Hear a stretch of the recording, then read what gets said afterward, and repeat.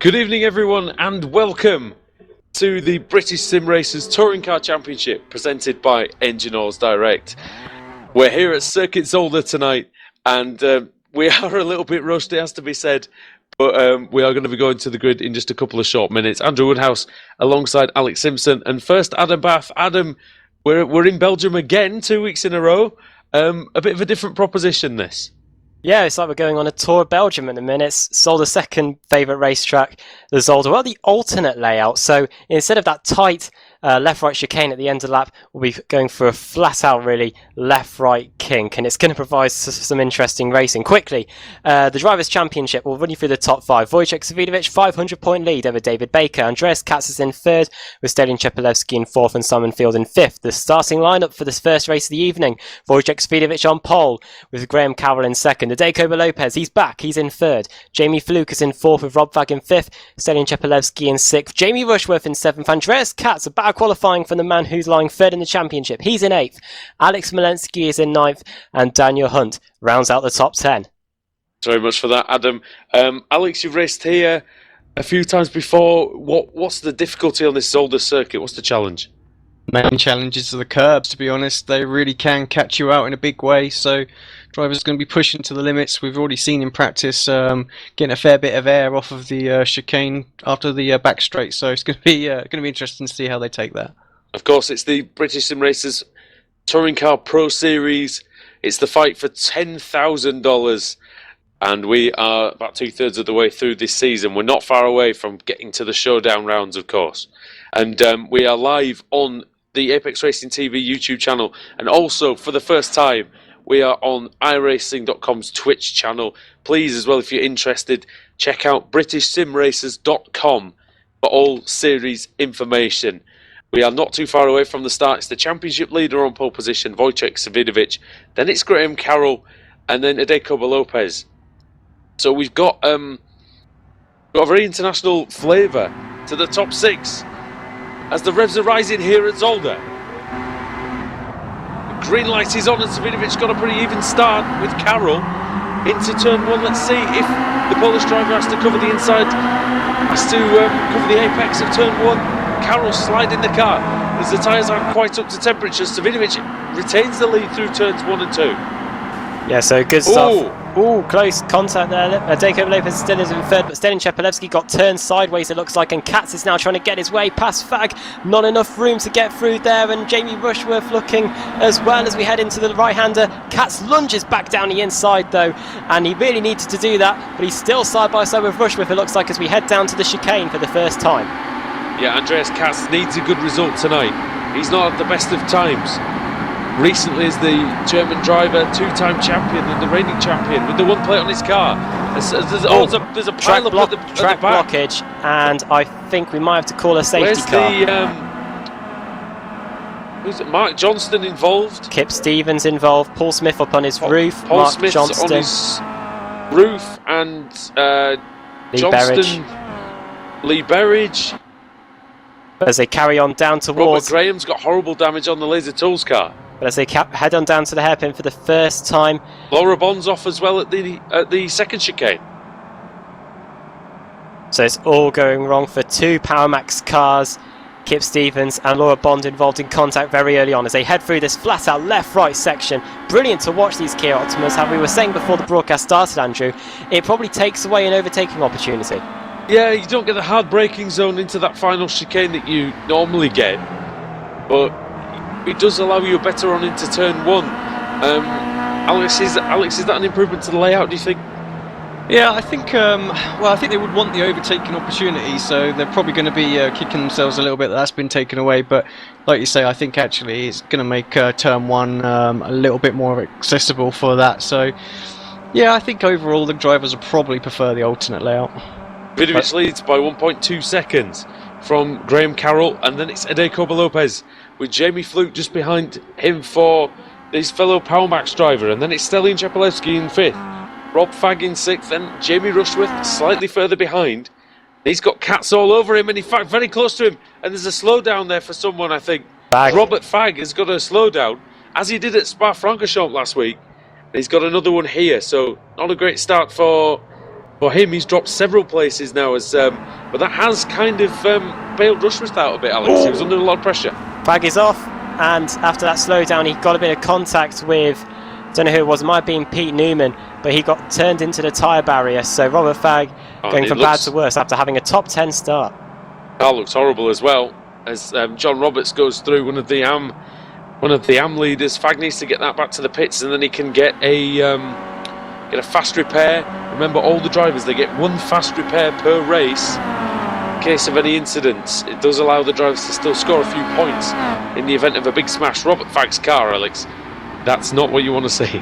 No, that was completely destroyed after that. He had some front end damage before the separate incident there as well, so yeah, definitely caught up in something. Look at the suspension damage on that, but he's going to be able to get it into the pit lane. It's sliding around like Torvill and Dean there at some point, but he's going to have to go straight down the pit road, which is going to be a bit harder potentially than it could be with this car, as it's a tight chicane on the way in, and he does make it in. So yeah, Rob Fagg is going to get his fast repair very soon. Hideko Lopez not really putting pressure on to Carroll as much as maybe we thought he would, Adam, at this point. Yeah, Hideko Lopez, he's second in the all-time BSRTC win list, just behind Wojciech Savidovic, and the Season 5 champion doing an okay job in 3rd position at the moment. He's got his teammate backing him up, Jamie Fluke in 4th and Chepelewski in 5th, and then it's a bit of a gap back to Jamie Rushworth, who was under pressure a bit from Andreas Katz. Katz just dropping back a little bit this time around. However, Simon Field, he's having a look at Dan Hunt, just looks to the inside a little bit going into one of the slowest parts of the racetrack, but just isn't able to get through. No, and it's becoming difficult overtaking here as the field very evenly matched. Alex in race 1 with the cars being roughly in the order that they qualified in. Is that a slowdown for Steve Richardson? He's a lap down now. Yeah, Alex, with the cars being fairly even on qualifying pace, overtaking opportunities, they're going to be at a bit of a premium. Yeah, I think we said last week as well. Oh, into turn 1 there's a move, and it's Cunniff, I think, and Plumley, was it? Stan Blake and Steve Walker, Steve Walker, yes. The engine oil direct car of Dan Blake inserting himself into the battle with Steve Walker. Someone's kicked up some dust there, but it looks like they've managed to carry on. Steve Walker just in front of Dan Blake. Dan Blake has just a little bit of a lunge to the inside, but there's no way through there for the High and Die Cup driver as they... Starting down the order, Adam, David Baker. Yeah, David Baker. Now Fowler's going for the inside line into the chicane. So Dave Baker, former champion, is going to get up the inside of Blake here. But they've got to go left before they brake for this tight chicane. Very difficult braking here, Alex. Yeah, everywhere actually, really, really tricky. The track is quite slippy. I think think the guys are going to go around the outside of Blake. Struggle there. Sorry, the track wasn't wide enough there for that move. Adam, we're going to see that a few times tonight. I think it's very narrow in places. Yeah, I think we saw when the World Touring Cars used to race here a few years ago, there was not much room to overtake. I remember Gabriele Tarquini and Rob Huff having a bit of an off there back in 2011, I think, and Ray Alfalla just trying to get past. And Lee Thompson has been able to get past Robert Plumley. He's held him off as well. He's held off Thompson as Ray Alfalla. For those who don't know, I'm sure most of you will, Ray Alfalla is a world champion in the NASCAR iRacing Series, the Peak Anti-Freeze Series, of course. He's won that twice, and this is his best showing, definitely his best qualifying so far, Alex, I think. Yeah, great performance. Like you say, up to 16th place. He had mixed fortunes last week, and it's great to see him jumping straight back into the car after Spa, and yeah, doing a great job at the minute. 16th place and looking strong. He won the race in the peak antifreeze at the weekend, so congratulations to him for that, getting the number 2 car into victory lane. You can see that race. You can see the peak antifreeze series, of course, on iRacing Live as well. Battle unfolding, or continues to unfold, for 6th position. Andreas Katz and Jamie Rushworth have been trading lap times, only a tenth of a second separating them. Katz, off. There's a car off. It was a carnage car. Was that Robert Fagg again? Yeah, back marker there. But yeah, I saw a car going off. but yeah, well, Katz seems to be putting Rushworth under pressure. This is the second pack really that we've got developing after the front 5 of Savidovic, Carroll, Lopez, Fluke and Shepelevsky, and Jamie just can't seem to shake off the 2-time champion. Let's see if Katz is able to set him up as we head through this flat out left right hander, possibly just a little bit of a lift through this left and then through the right, just clipping that curve just a little bit in the background. Field and Hunt having a battle as well. Let's see if Katz can use the slipstream. It's not as long as the straight as we've seen at Spa, but not able to make a move. Hunt looks to the inside of Field, he's not able to make a move either. And Power Max with... I tell you who can make a move. Oh, here comes Andreas Katz. Andreas Katz is down the inside of Rushworth, Adam. Yeah, and at the same time Lopez has lost out to Fluke and Shepelevsky, so something must have happened to the Season 5 champion, but Katz is coming back down the inside of Jamie Rushworth into turn 3. Good move from the Season 3 and 8 champion, but Rushworth still in it, side by side as we head down towards this very fast left-right chicane. Yeah, difficult first couple of corners, and this is going to be tricky now. Side by side into the chicane. Don't want to hit the curves too hard. Don't want to cut the course either. Here comes Field. Field's going around the outside of Andreas Katz. They've got Daniel Hunt for company as well, as they're heading through this very fast flat out left into the chicane. Katz having to defend slightly, Alex. Yeah, I think all of a sudden he went from attack to defend their Field right. You know, he saw the opportunity to get around the outside. In fairness, he got squeezed off the track a little bit there, and now Hunt looks like the one who wants to put the moves on Field. Just has to think about it, but ducks back in. Yeah, I've been having a chat with a couple of the drivers this week, and they've been saying that it really is difficult to make a move here because you step out of line, you make one bad move, and you know you're going to lose a lot of places. Speaking of a man who's not losing places, Dave Baker. He's up to 14th from 22nd place. He was a bit of a rascal on Tuesday night, Alex, but he's doing pretty well here. He's keeping it clean. Yep, no problems whatsoever so far. Let's just hope it continues like that. Well, I'll tell you what happened to Deco Lopez. He picked up a slowdown penalty through the final chicane, and that's what made him lose those positions. But yeah, is it the battle between Dan Blake and Robert Plumley you're watching? It is indeed. Blake getting shoved out wide a bit there by Plumley, and now Blake will lunge it back up the inside into turn 2. The Simpson Racing and the Engine Oils Direct car going at it, and in the background behind them, Lee Thompson and the Friction Racing car of Colin Cunniff going at it as well. Yeah, Cunniff and Thompson are very quick, and they're side by side now going through turn 2. And, turn 3 that is. Excellent scrap going on for what is 15th place on backwards. Alfala, Plumley, Blake, Cunniff and Thompson. It's a problem for Simon Field. Simon Field is tumbling down my timing screens, and I think there might be a bit I've just seen him around actually there. I'm not sure what's gone on there. It looks like he might be getting a fast toe back to the pits there. Oh, he was around all right. He was up. He was around. Bouncing, he was over. He was everywhere. Amazingly, he's like quarter panelled by. He's about half a mile. He ends up a half a mile. Thompson and Cunniff gets pushed out wide. Can't see it. Yep. Yeah, Colin's just about recovered. He's okay. He didn't lose any places. Just a little bit of time. Jay Wright's closing in on him, but yeah, he was able to retain his position there. Bit of force from Lee Thompson there. Rusty Laidler in 22nd place. He's already got quite a lot of damage on the back of that Kia Optima. He's in 21st, I beg your pardon. He's just behind Matt Walker. It's good to see Matt Walker back, Alex, after quite a while, I think. Yeah, great to see Matt back. Just having a little look at another battle. Daniel Hunt, Jamie Rushworth side by side. Wherever we look, there's something going on. Katz is trying to get involved in it as well. Yeah, Hunt's managed to get ahead of Katz. But Katz is lunging back down the inside. That's almost his favourite move, but it's so hard to get a move done because the car on the outside has got the momentum. Hunt is now looking at Rushworth, though, as we head down towards the chicane. Rushworth covering the racing line. Very hard to get an overtake done, so I doubt Daniel Hunt will lunge down the inside there. Through this left-right complex we go. Still 5 laps to go in this first race of the evening. Is there going to be an overtaking opportunity for Hunt into this chicane? It's even tighter than the one we've just gone through. No, Daniel Hunt still has to slot into his 7th place.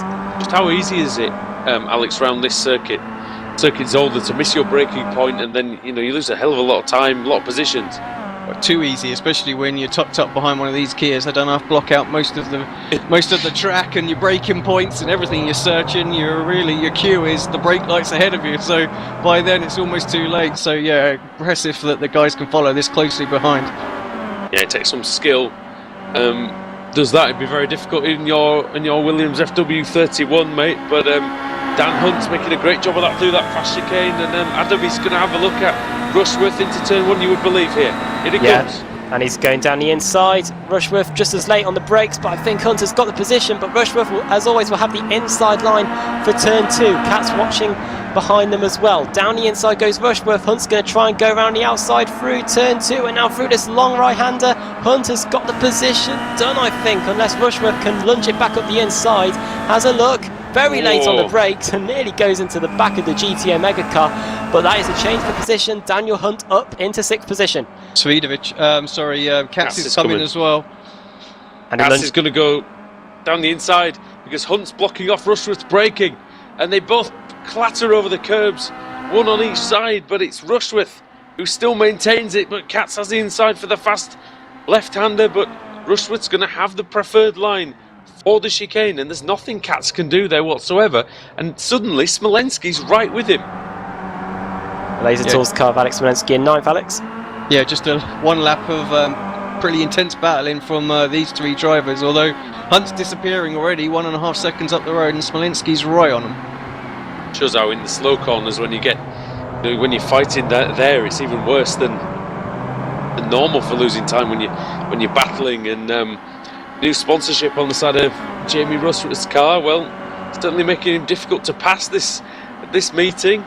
Power Max with them, quite a lot of new sponsorship, Adam, and well, it shows that team's going from strength to strength. Yeah, Pam, as Katz looks down the inside of Rushworth, and Rushworth will go round the outside like he did a lap ago. Smolensky getting ever closer into turn 2. Rushworth defending the inside line. Katz might try and get a cut back on the exit, which he tries to, but here comes Smolensky. Smolensky might catch Katz, but unawares there. And Katz is now going to have to go on the defensive from the Laser Tools car as we head into turn 3. He used the agility of that Kia Optima beautifully there, Smolensky, to try and get that cut back, but he just doesn't have the speed difference, Alex, to make that stick and get up the inside. No, I think it's the same process of going from attack to defence really quickly. He's having a look, but then of course he needs to worry about the car behind him, and he's can't be really fully committed to a move at the moment. So while Smolensky's there, Katz is going to really struggle, I think. And Pete Newman's closing in, as is your own Kaiser. Then it's Steve Walker, then it's Dave Baker. Then there's about 4 seconds back to Alfala, who's actually pulled away from Plumley, so that's good work from Ray. You've got to think, Alex, that a driver of his quality, the more he steps in this car, the closer he's going to get to the front of the field. It's inevitable almost, isn't it? Yeah, well, often people forget that Ray was in the road side of the iRacing World Championship Series as well, so he's no slouch when it comes to road courses. I fully expect when he gets up to speed in the car fully, we're going to see him in the top 10 on a regular basis. Here comes Katz then again on Rushworth through the chicane, coming to the line. 3 laps to go in this opening race. Jamie Rushworth not defending the inside line because Katz is going down the inside into turn 1 as always. Jamie Rushworth will hang it out around the outside, which means he'll have the inside for turn 2. Katz will try and swoop round the season Ford champion. Oh, and he has done it. Wonderful so a fantastic job from Andreas Katz, and now he can set his sights on Daniel Hunt, who is 2.9 seconds up the road. What a great manoeuvre by Andreas Katz. He really used that momentum fantastically well around the outside of turn 2. It's a good And then battle he's going left off the Rushworth. back. Sorry, gents. Brian Blackford and Mark Johnston there as well. Just going into turn one. They were just... that's John Roberts and Mark Johnston. My mistake. Brian's just ahead of them. So going into turn one, looked like Mark was trying to pull a move off. Just couldn't quite manage to make it stick. Brian's car looks a mess. Just loving the look of that. But yeah, Mark Johnston recovering from spin on lap one. He's done pretty well since then. There's Paul Smith as well. So we just jump on board, with Matt Walker as well. Matt was having a little look at Rusty Laidler there for a moment. Couldn't quite make it stick through the second of the chicanes. Yeah, Laidler's actually got past Walker on that previous lap. So Laidler moving forward, but it's slow progress for him. Started 26th, is now 20th. 3-second lead for Wojciech Svidovic, Adam, and he's looking really nice up there. Looking serene. He made a good start. He's, in this form, it's very hard to defeat him, isn't it? It's amazing how he must have kept the speed in hand, because in qualifying we didn't really have time to go into depth about this, but there was only literally 0.02 of a second between him and Graham Carroll when it came to qualifying, and it's amazing how he's able to pull out this 3-second advantage over the friction racing car. But he's done a fantastic job. He's conserving his tyres probably now with 2.5 laps to go, and it looks like he's about to take his 13th win of the season. Yeah, he's only 1 lap away from that. 13-lap race. When he comes round at the end of lap 13, pick up his 13th win. I'm slightly surprised, Alex, with the lack of pace from Lopez here. Yeah, it seems to be struggling out there, but I tell you who needs a big shout out, and that's Jamie Fluke as well in the Power Max car there. So Jamie Fluke obviously running the New Homes Digital livery this week as well, so good to see him in there. But he just keeps going from strength to strength. Third place, looking strong, pulled away from Lopez. Rushworth, his teammate, nowhere near him as well. I think they've got a new number 1 driver in that car. If he could get some wins under his belt, then he could stand a chance of qualifying for the showdown, really, but that's really his only chance of getting into the fight for the championship, though. Yeah, he needed a lot of wins, I think, Adam, at this point, but but it's not impossible. It's not impossible. It really can be done, and we've only had 3 retirements so far. That's Simon Field, Rob Fagg, and Julian Janowski. So it's been a good quality race. A couple of accidents at the start. 2 Power Max cars near the front, 2 at the back as well, and 1 in the middle of Laura Bond. It's where's the battle now on the final lap? It's probably between Alex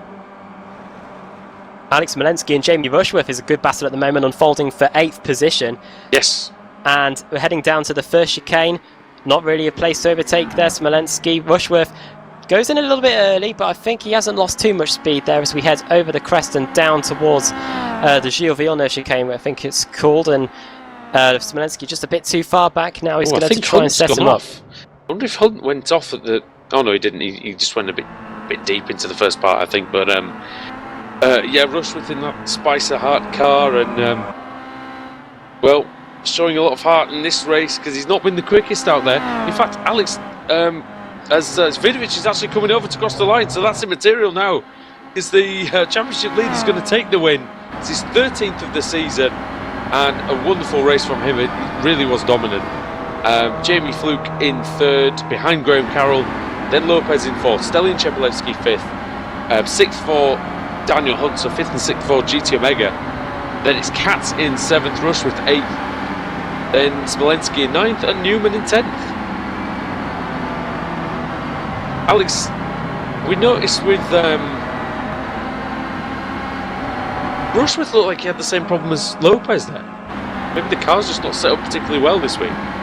Yeah, I don't know if they just didn't have enough time to work on it or something like that, but yeah, they seem to be struggling. Although Jamie, Fluke up front just absolutely smashed it, so there's nothing wrong with the car. Nothing really you can say about that. Still a few little battles going off as well. Just having a little 3-car battle here. John Roberts, Brian Blackford, Laura Bond there as well. Of course, Laura's running in the new sponsored car as well. Mark Johnson actually got in front of that lot, so 28 for him. And considering he was facing the wrong way, Adam, on lap 1, to start in the position he finished is pretty impressive. Yeah, very hard to overtake, of course, on this circuit, so good for him to work his way back through to get that position. David Baker, of course, we were saying earlier in the race how he did a fantastic job from getting 22nd on the grid through to 12th, a gain of 10 positions. Fantastic job from him, and it means really he's going to be in and amongst the midfield for the reverse grid draw for the second race. Yeah, he will indeed. We didn't mention that Hallie Turtas is back with us as well. He's a long-time veteran of the series, and he's finding his feet back in the championship. So it's good to see Hallett back. He's one of the men behind Engine All Direct, isn't he? Yeah, it's a bit of a surprise actually, because I noticed we haven't updated the overlay to include Hallett in there. So I do apologise for that one, Hallett. Hopefully we can just try and quickly throw the details in for race 2 that will be up in about 10 or 15 minutes time. And I suppose alluding to that, we need to see who the Wheel of Fortune is going to smile on tonight as well. Well, let's run you through the cars that are eligible then for the reverse grid poll. 15th, Dan Blake. 16th, Colin Cunniff. 17th, Lee Thompson. 18th, Robert Plumley. 19th, Rusty Layla. 20th, Jay Wright. 21st, Matt Walker. 22nd, Stephen Burke. 23rd, Stanimir Zuzov. 24th, Chaz Draycott. 25th, Scott Malcolm. And 26th was the race 2 winner, Watkins Glen, that was on. That will be on Motors TV next week. Jake Blackhall. I've got to quickly just mention Draycott and Zuzov actually, and Steve Burke. Burke was 36th on the grid, finished 22nd. Zuzov 38th to 23rd, and Draycott for Leo Bodner was 42nd on the grid and finished 24th. So some excellent work there, Alex, from those guys who started near the back. Yeah, great job from them. And it's just got themselves into a good, strong position for race 2. Hopefully they can just improve on that a little bit further. Right then, who's going to spin to win today? Yep, let's just take a quick look. Token starting on the 15th place. Let's do the spin, see who's going to get this reverse grid pole position. You need a drum roll or something. Yeah, we need something. It's a straightforward, simple, full reverse grid 26. Not even close to us flipping over to whoever was in 16th there. So, yeah, full 26 car reverse grid. Who's got pole? Jake Blackhall. So Apex Racing TV goes on to pole position with. I thought you said. Sorry, Adam. I thought you said the wheel wasn't fixed. No, it's not at all. Scott Malcolm for Laser Tools in second. Chaz Draycott in third. Stanimir Zuzov in fourth. Stephen Burke in fifth. Well, it's going to have to be proving the mettle of these our championship contenders, like Savidovic, Lopez, Chepelevsky, and Rushworth, because they're going to be starting towards the back end of the top 20. This is the hardest one, I think, so far for them, Adam, and especially with the full reverse grid. It's going to be extremely hard. Almost as hard as Okayama from a few months ago. But you know, you can overtake. There's more overtaking places at Okayama, I think, than this. So yeah, it's going to be very tough. 26th place. Alex, I don't really rate the chances of Savidovic and Co in the next race. No, I think that's going to be a massive, massive order from there. We saw how difficult it was to overtake in that last race, and for him to come through 25 cars, it's going to be, well, if he does it, it's amazing, but I can't see it, frankly. If any of the top, if any of the top 10 do it, I think it'll be astounding. It's going to be interesting to see what Mr. Alfala can do as well. He's going to be starting about 12th, I think, 12th or 13th, so yeah, that's going to be interesting. There's a lot of obviously new viewers as we're broadcasting for the first time tonight on iRacing Live, and there's a lot of questions that came in, and apologies I couldn't answer them all while dealing with the cameras and everything else out there, but just to confirm, yes, that is a full 26 car reverse grid. There's 2 additional races that are going to go on tonight as well, and we'll have a reverse grid after the next race as well. So, but yeah, so 26 cars. The next race will be up in about 10 or 15 minutes time. We do have to quickly reiterate as well, Alex, that the prize fund of this league here is $10,000. So it's no small money. It's the highest prize fund available outside of the official iRacing World Championships.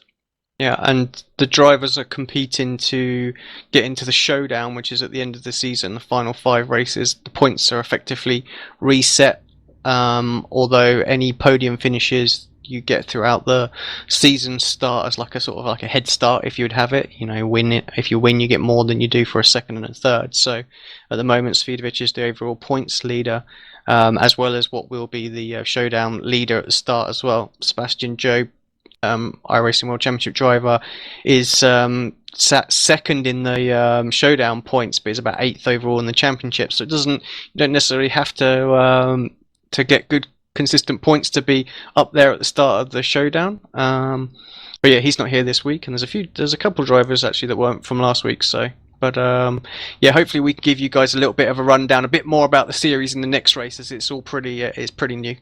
And if you want to find out anything BSRTC, head over to our website, BritishSimRacers.com. You can find all the stats that we use during the broadcasts and also all the past broadcasts as well. What was that website again, Adam? Sorry? BritishSimRacers.com. There you go. Somebody said on the chat that they would just start and park and get 0 incidents and get the safest driver award, but there is a lap quota. It's 80% of the laps, I believe, of the season that you need to have done. So, sorry. Sorry, mate. It's not going to work. Right. I think we're just going to hand it over back to you, Woody, and we'll just run a few adverts, let the league admin sort out the grid for the next race, and we'll be back in 10 or 15 minutes or so. Well, it's less than that, isn't it? It's going to be about 5 or 10 minutes. So, thank you for watching Race 1 on iRacing Live, on the Apex Racing TV YouTube channel, and on Motors TV. We will see you for Race 2 very, very shortly here. It's the British Sim Racers Pro Series. You don't want to go anywhere.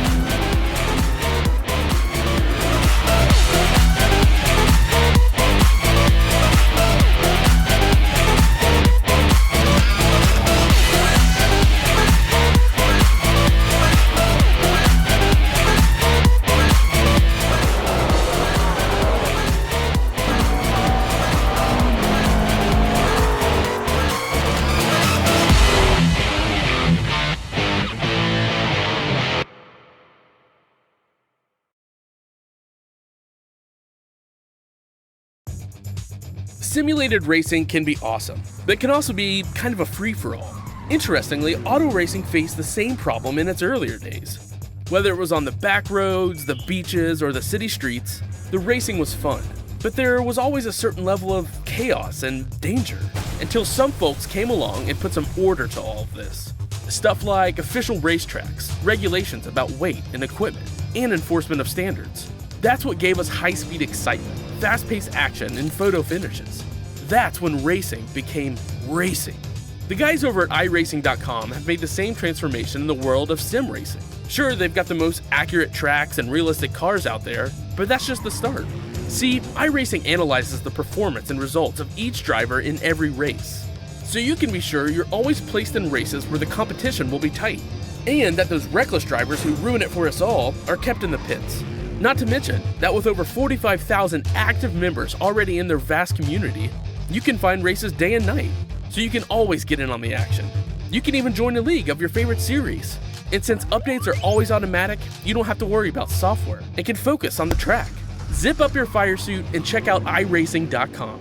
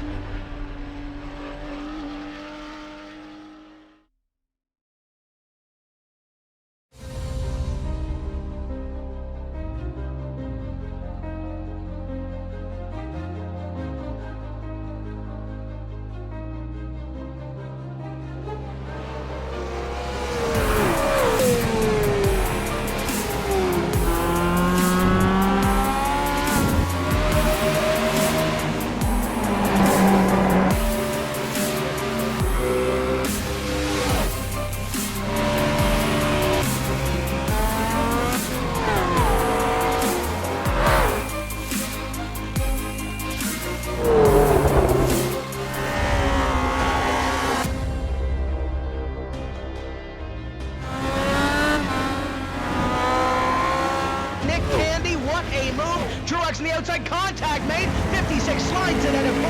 Who's going to be at the stripe? Dead even. Give it to Ryan Truex. Truex is your winner over Tandy.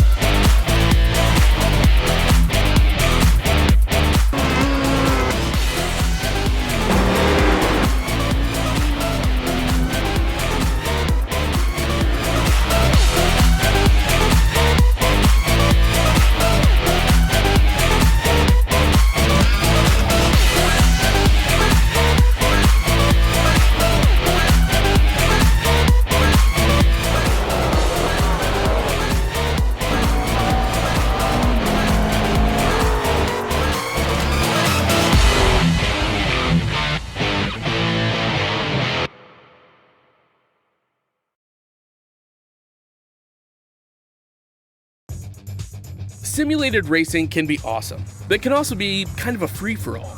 Interestingly, auto racing faced the same problem in its earlier days.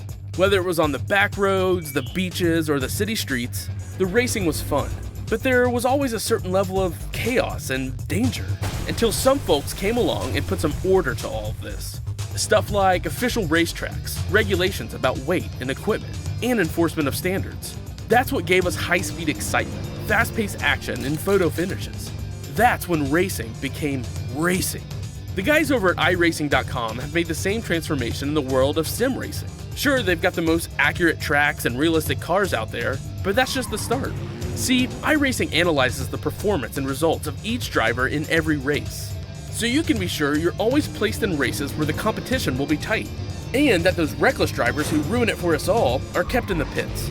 Not to mention that with over 45,000 active members already in their vast community, you can find races day and night, so you can always get in on the action.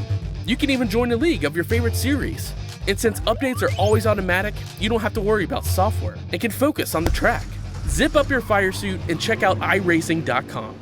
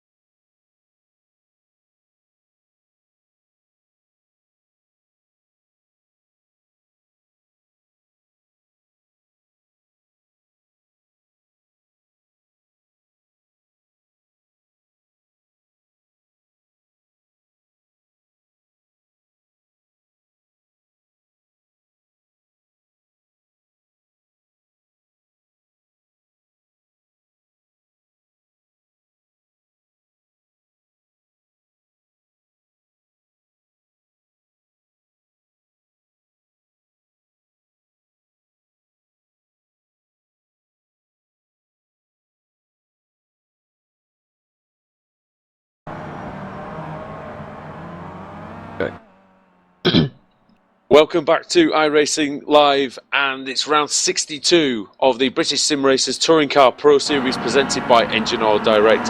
We're also live on the Apex Racing TV YouTube channel. My name is Andrew Woodhouse, and I am joined by Adam Bath and our own resident World Championship driver, Alex Simpson, from the iRacing.com Championship. Alex, we'll bring you in first of all because you had quite a hectic race one, trying to catch all the action. It was pretty fun, wasn't it, for a race one?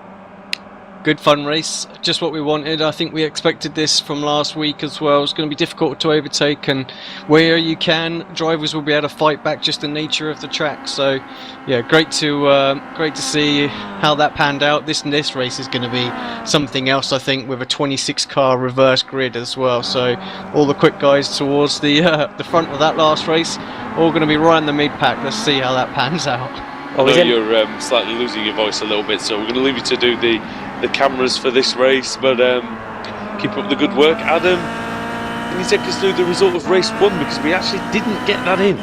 Yeah, let's run you through the finishing order then for the first race of the evening. There's 5 minutes to go before race 2 starts, so we've got plenty of time. The race winner, of course, by 3.7 seconds was Wojciech Zawidovic. Graham Carroll finished in second, with Jamie Fluke in third. Jacobo Lopez finished in fourth, with Stelian Czepelewski in fifth. Daniel Hunt in sixth, Andreas Katz in seventh. Jamie Bushworth in eighth. Alex Malensky and Pete Newman round out the top 10. 11th was Jerome Kaiser. David Baker finished in 12th. Steve Walker in 13th. Ray Alfala 14th.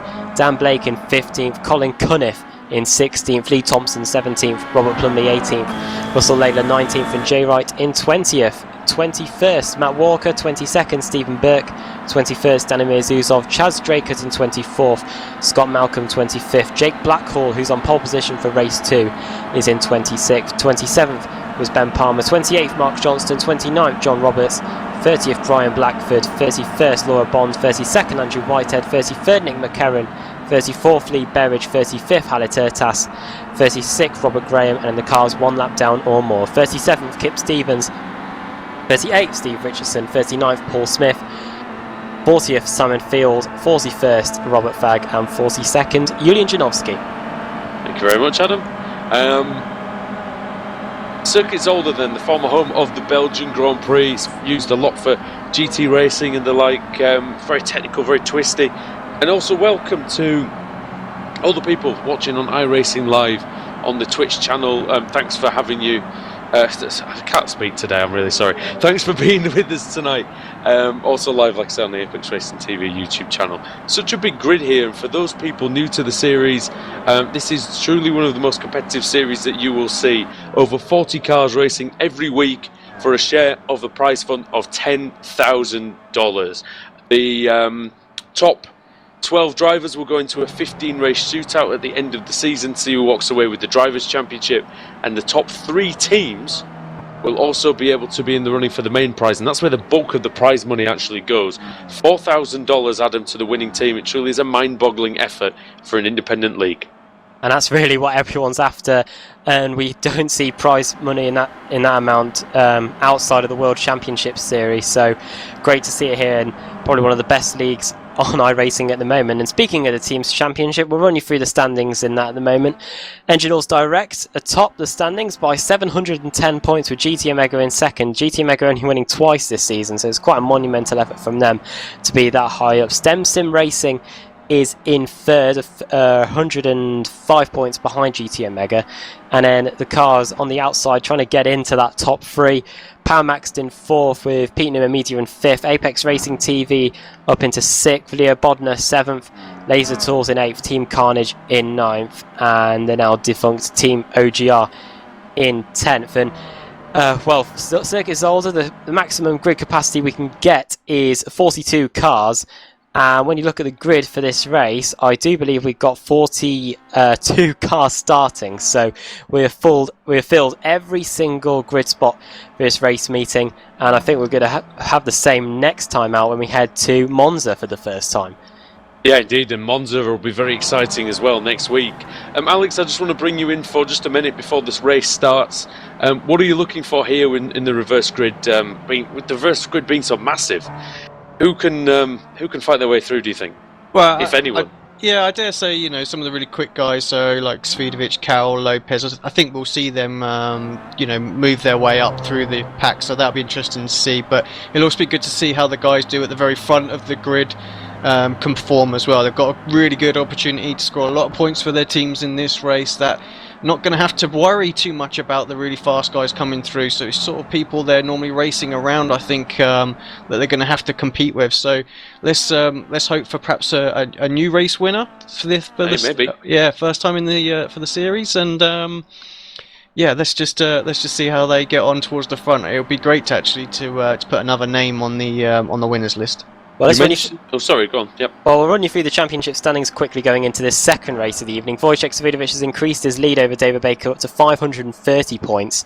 Andreas Katz remains in third. Stelin Chepelevsky fourth, with Alex Smolensky now moving up to fifth after Simon Field had his crash in race one. Kip Stevens and Jamie Rushworth have both moved up a position after Sebastian Job not taking part in this race meeting.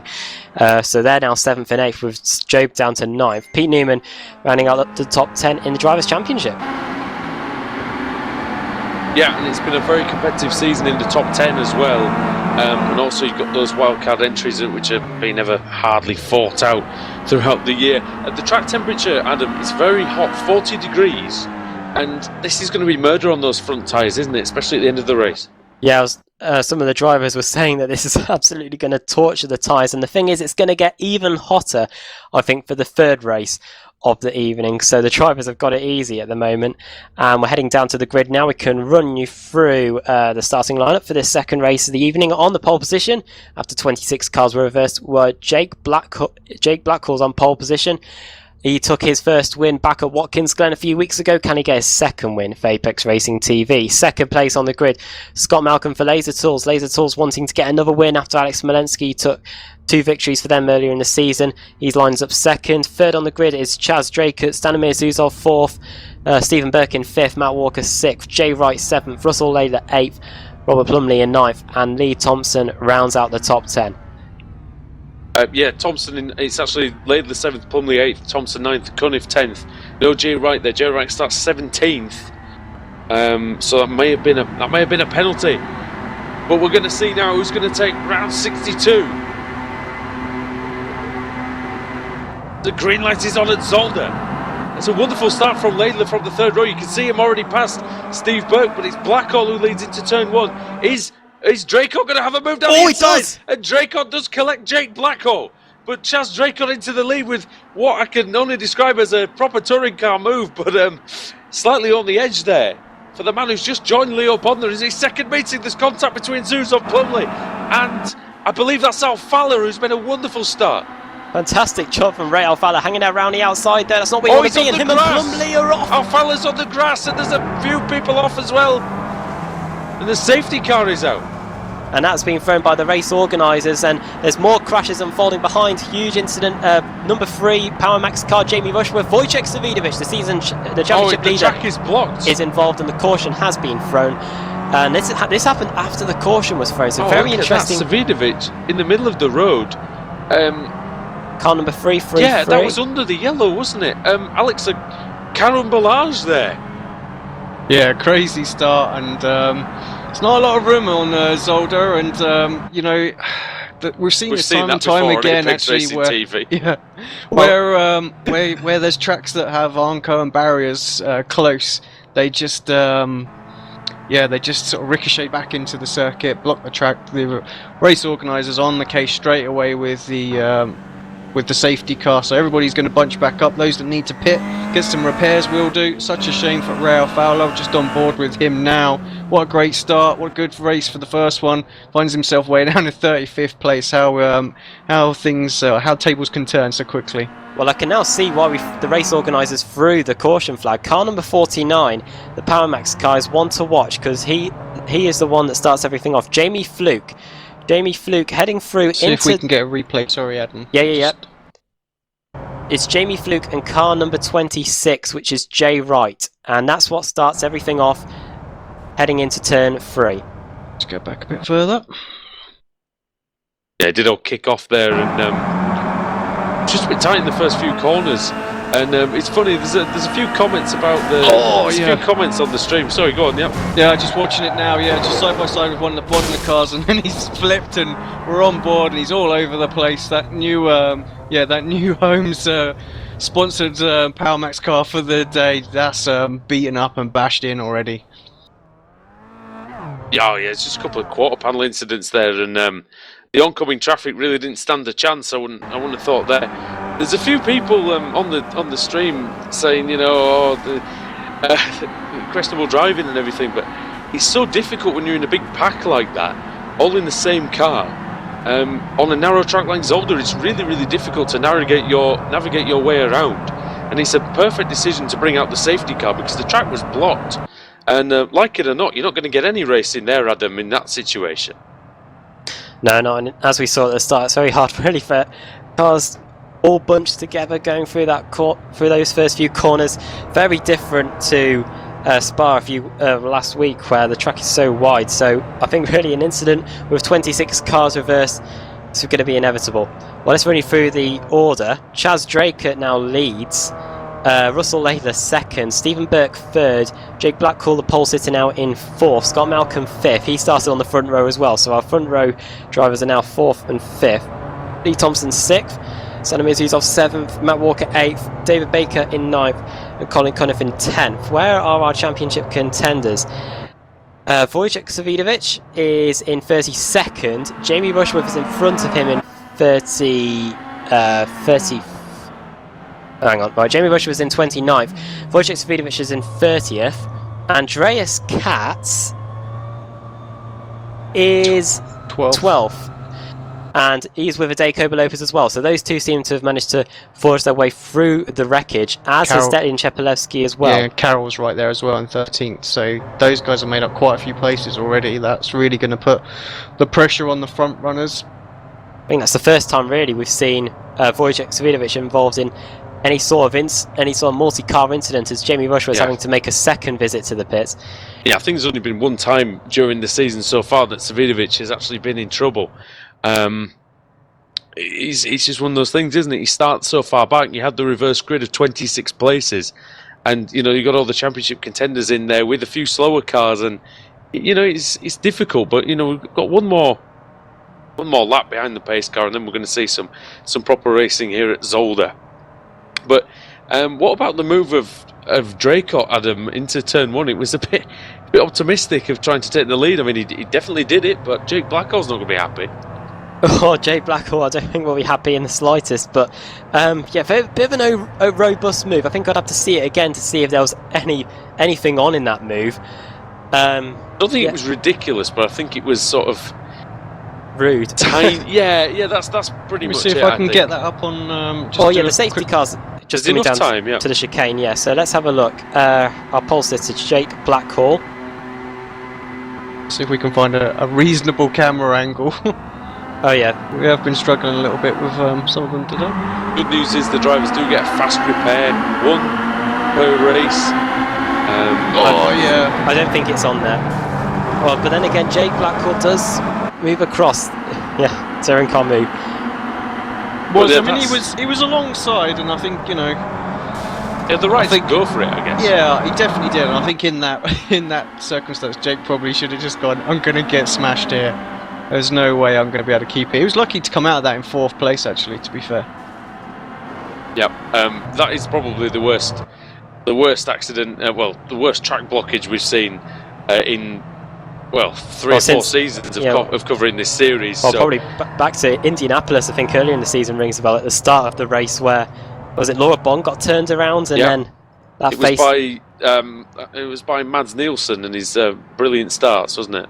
Managed to quarter panel her, and then everyone was involved. I think Savidovic might have been involved in that one actually. Yeah, he was actually. That was the last one that Savidovic was part of, I believe. So the pace car's going to come into the pit lane. There it goes, and Chaz Dracot then, who's only done a few meetings here in the series, he leads the way. But Rusty Linton's got a wonderful jump through the last chicane, and he's going to have a look surely at Dracot into turn 1. Can he repeat the move that our current leader did on Blackhall? Dracot moves out of the way of Burke. It's a bit sluggish through the first couple of corners, and he hits Blackhall again. Goodness me.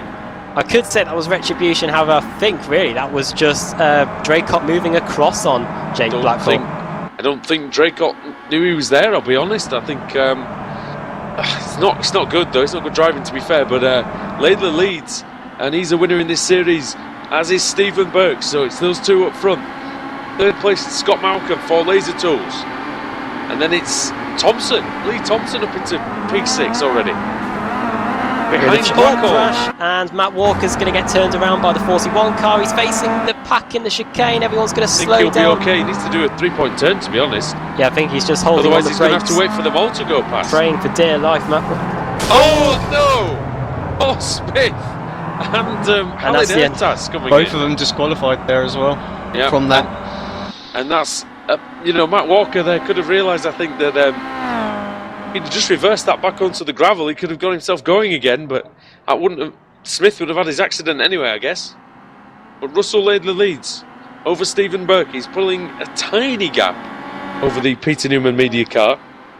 It's just half a second at the moment through this last chicane, and it really is a test of commitment here. Oh, and Malcolm very wide, almost into the wall. You've got to be careful, Adam, because the wall juts out just enough. Excuse me, on that last corner. But it's Laidler into turn 1, but Burke got a very good run through turn 1, and he's going to try and set up the GT Omega car. Into turn 2 then, yeah, and just what you were saying about that final corner, some of the drivers were posting their own videos of cutting it really close with the wall through the final chicane, testing the limits there, and I wonder if it will claim a few of those drivers later tonight. Through the right-hander at turn 4, the Apex Racing TV cars battling as well, so we've got a great battle at the front of this pack for the lead. Heading down to the chicane, Lee Thompson trying to get past Blackwell, not really overtaking opportunity into that chicane. Everyone trying to go single file, but the 97 Apex Racing car of Jake Blackwell has now closed in a bit on Scott Malcolm, having a look on the Laser Tools car as we head down towards the chicane. Yeah, it's going to be very difficult to outbrake Malcolm though, anywhere really on the circuit. It's just so narrow, and there's usually one line through a lot of the corners. But thanks again for all the new viewers tuning in on iRacing Live. We really appreciate you being with us tonight on this Thursday evening at Circuit Zolder. And the start line crash, I mean, there is the key is very difficult, Adam, isn't it, in the first couple of laps with cold tyres? Yeah, even though this is probably one of the hottest race meetings of the season, the tyres do still take a little bit to get up to temperature, and yeah, just a knock like we saw with Draycott and Blackwell at the start can just lead to carnage, and I think that's when we saw the start as here comes Blackwell down the inside, and Stephen Burke blows an engine. The second place man is out of this race. Oh goodness me! Well, that wasn't what he wanted at all, and off he goes. He's not going to make that back. He's going to have to tow back to the pits, and that's no points for him. So Blackwell up into second. He's through on Malcolm, and actually Thompson's going to come through on Malcolm as well. We had an surely Lee Thompson up the inside. We had we had an Apex Racing 1-2-3 at Watkins Glen a few weeks ago. We could be on for a 1-2 if they can close up to Laidler, as Thompson is now through into third position. Malcolm under pressure from Dave Baker now in that Stem Sim Racing car. Baker hops over the curb. A good run in the first part, but he had to brake a little bit. He had to check up to avoid hitting the back of the Laser Tools car through that second part of that chicane. So it's still Laidler from Blackwell, Thompson, Malcolm, Baker. Then it's Stanimir Zuzov and Stelian Chepelevsky. Then Andreas Katz, Graham Carroll and Adeko Lopez rounds out the top 10. Oh, off goes Blackwell. Second Went place. a little bit wide, and Thompson, his teammates catching up. I wonder if Blackwell might be wise to maybe allow Thompson to go through, and maybe I think Lee's got a chance of chasing after Laidler here. They lapped identical lap times the last time around, 32.6s by Blackwell and Thompson. It'll be interesting to see what they can do this time around. Baker closing in onto the back of Malcolm through the chicane, and likewise Zuzov and Chepelevsky as they come over the line now. Let's see what their lap times are like. Blackwell's been able to pull a bit of an advantage for that final chicane. Now then, over Thompson. Stelian Chepelevsky's going up the inside of Zuzov. Zuzov's probably going to let his teammate through. Oh, actually they make contact, and now he hits Andreas Katz, but Graham Carroll's coming through, the Formula Ford driver. Great job from Graham Carroll then. So Carroll up into 8th position, and who's that going around the outside? Adeko Lopez, down the inside of Stanimir Zuzov. So Zuzov now relegated down to 10th position. Just 4 places, Zuzov. It's just a matter of corners, 2 or 3 corners there Smolenski, you see, biding his time in the number 8 car, the Laser Tools machine with the Scottish flag on its roof. The second of the 2 cars with the Scottish flags. And Baker now putting a lot of pressure on Malcolm. And can the Season 7 champion make a move on Malcolm soon? Because he's going to need to. He's going to challenge for the podium here. There's no way through down the inside there. I'll be amazed if we see any overtakes really cleanly through that chicane.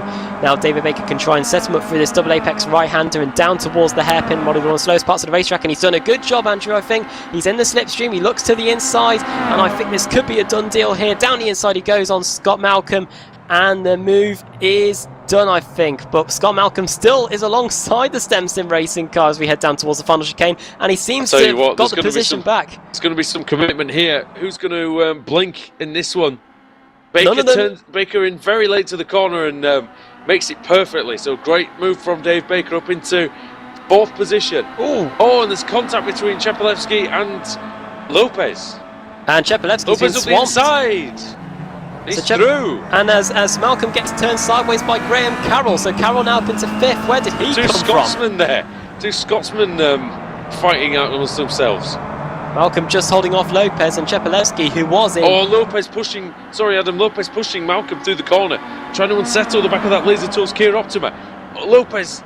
Oh, you can't really overtake there. It's not an easy place to pass. Not a lot of a braking area.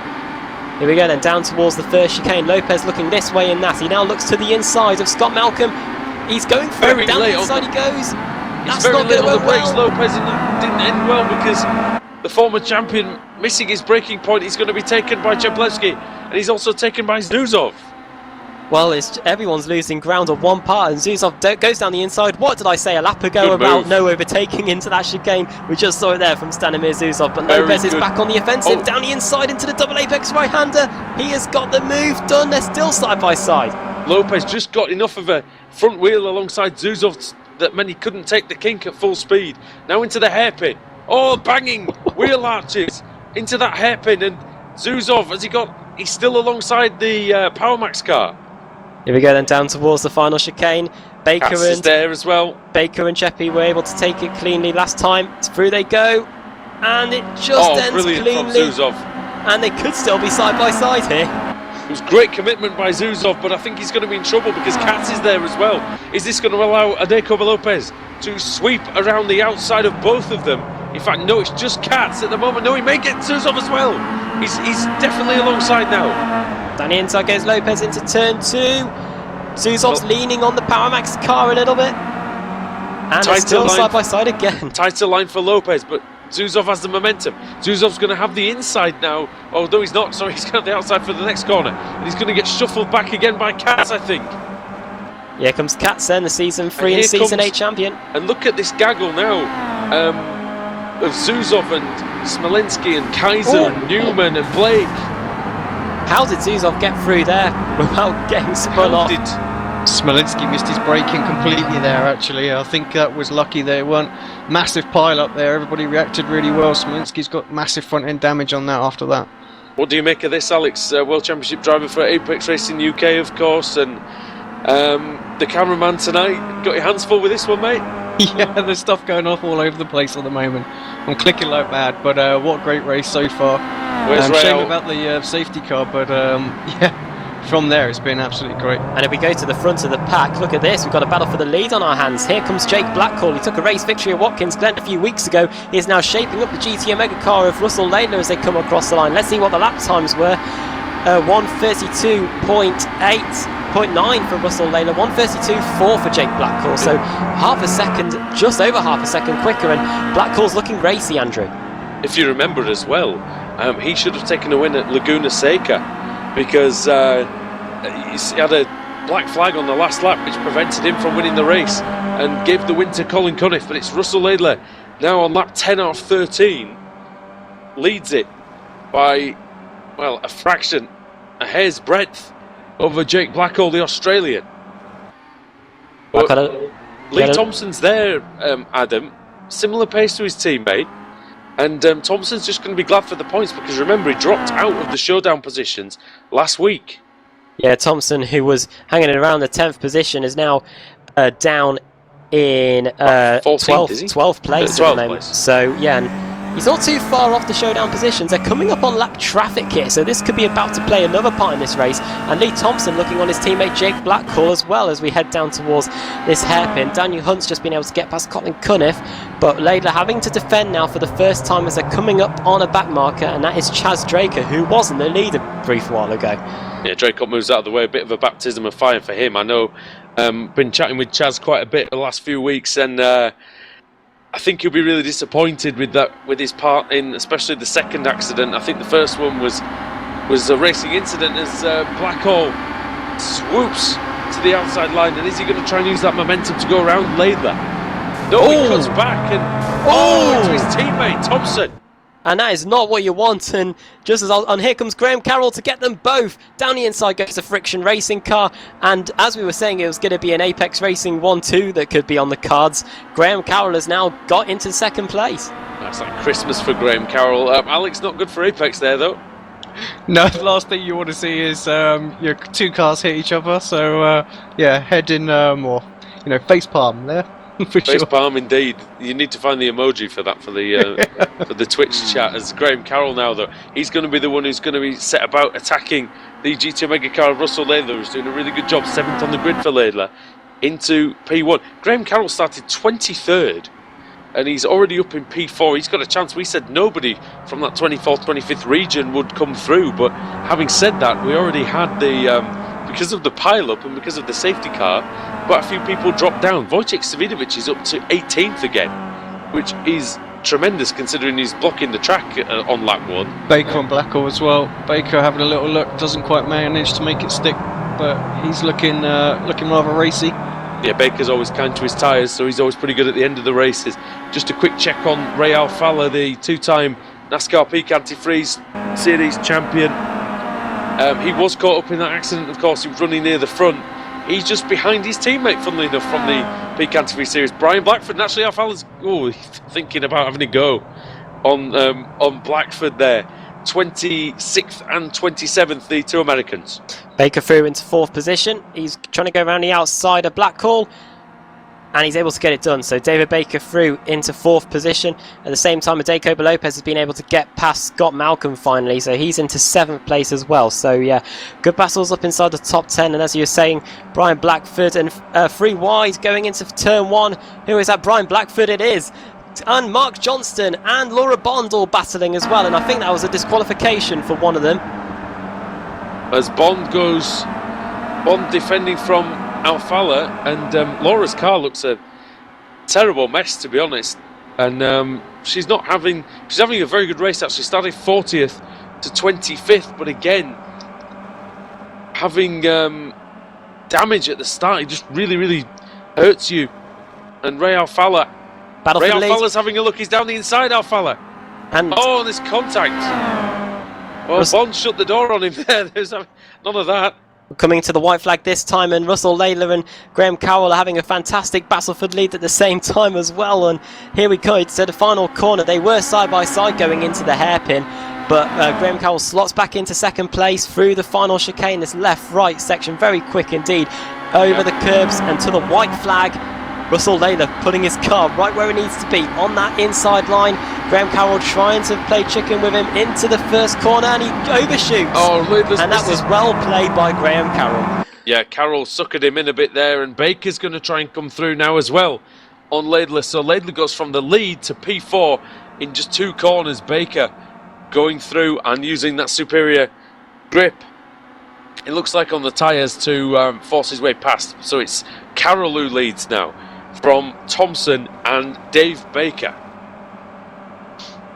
But is Carroll going to keep the lead over Lee Thompson? Because Thompson's looking quick in this race, and he's been bashed about a bit, actually, most notably by his own teammate.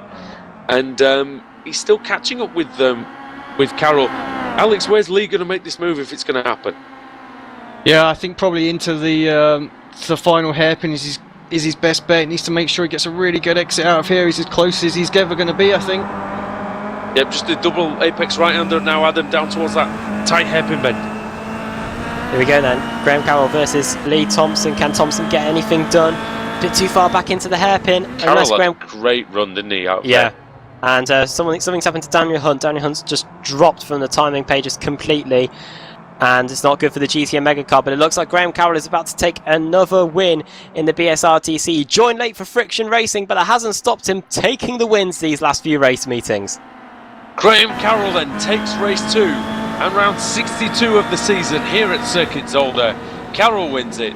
Thompson second, Baker third, Laidler P4, fifth for Blacko, Chepelevsky sixth, Lopez seventh, eighth for Scott Malcolm, ninth Kaiser, and 10th in the end was Zuzov by half a tenth of a second over Andreas Katz. Adam, that was a really good race in the end once the safety car came in. Still some good battling going on out there at the moment, guys. Rail Fowler, Steve Walker, Laura Bond in the investinnew.co.uk car as well this time. And she just dropped back all of a sudden, but disqualification possibly. Yeah, looks like it might have been. Yeah, just completely disappeared. So not sure. Maybe we'll get some confirmation on that on the end. Ray Alfala in 25th, he does still have a chance, and same with Brian Blackford of getting the reverse grid pole position. So good battling performance by Alfala after he was crashed out of a top 5 position at the start. So see him up there. Savidovic 14th, Adam. That's pretty good in the end. Yeah, considering he was down in 30th, in 30th place at one point after lap number 1. Good for him to get up to 14th place, just on the verge of the reverse grid. So if 15 cars are reversed, he'll be right in the front row. Let's run you through the finishing order then from the second race of the evening. Graham Carroll takes the win, Lee Thompson in second, David Baker in third, Russell Laidler in fourth, Jake Blackhall in fifth, Stelian Chepelevsky in sixth, Vadeko Lopez seventh, Scott Malcolm in eighth, Jerome Kaiser ninth, and Stanimir Zuzov in 10th. 11th for Andreas Katz, Dan Blake 12th, 13th for Pete Newman, 14th Wojciech Savidovic, 15th Colin Cunniff, 16th Simon Fields, Robert Graham 17th, 18th Alex Smolensky, and Lee Berridge and Dan Hunt round out the top 20. Yeah, that second half was much better, Adam, than after the safety car came in. The racing was exciting. There was still, it just shows the tight nature, I think, of this circuit more than anything else. Yeah, I was thinking once we got the reverse grid to play a factor, we will see some great racing, and we did in the end with the guys like Lopez and Katz working their way to the front, and David Baker as well, 13th to 3rd, and Graham Carroll, of course, 23rd to 1st, so he didn't need a reverse grid. He finished in 4th position in race 1, and he was able to get a race win in race 2, and wonder if anyone will be able to do the same in the race 3 race. Well, it's very, very possible indeed, but I'm more intrigued to see whether we're going to get another full reverse grid, because I have to say I do want to see Ray Alfala up near the front, see what he can do, because he's obviously got some pace. But Alex, in these races so far this season that he's done, seems to be getting caught out by other people's errors more than anything. Yeah, he's had some highs and lows with that, hasn't he? He's had a few good races and then caught up in a little accident here and there. And I think that's just the nature of being in that mid-pack area, as we saw at the start there. It's once something goes off, I think it happened around about sort of 14th, 15th place. It just, anyone behind that, anything can happen. Unfortunately, Ray was one of the drivers that couldn't quite thread the needle and get out of there without any problems, and found himself well back. But a good recovery drive nonetheless, and like you say, if we can get a full reverse grid, I assure it's not rigged, then he could could find himself with a shot at a top 5 and maybe even a win. Well, who knows? You're the man to see if that can happen. Okay, so we'll spin from the last time. Let's just give a quick shout out to people on iRacing Iceland Live, just so they know. Obviously, the reverse grid after the first and second race, we used the Wheel of Fortune to do it. The grid spots that can be reversed are from 15th to 26. That's pretty much every round. We don't really change that at all, so we won't see anything like 36 cars reversed, and it's always random, so the drivers don't try and get themselves onto pole by having a fixed reverse grid. So here we go. Let's see who's going to get it.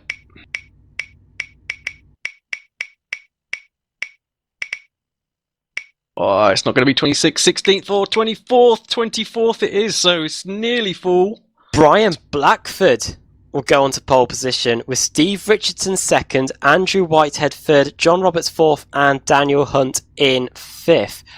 with the championship contenders not too far behind once again. So as we were saying a week ago at Spa, how mouth-watering the grid was for race 3, Andrew, I think we've got a pretty similar situation again, because Davidovich isn't too far away from the front of the grid. Well, it's nice. Yeah, Davidovich.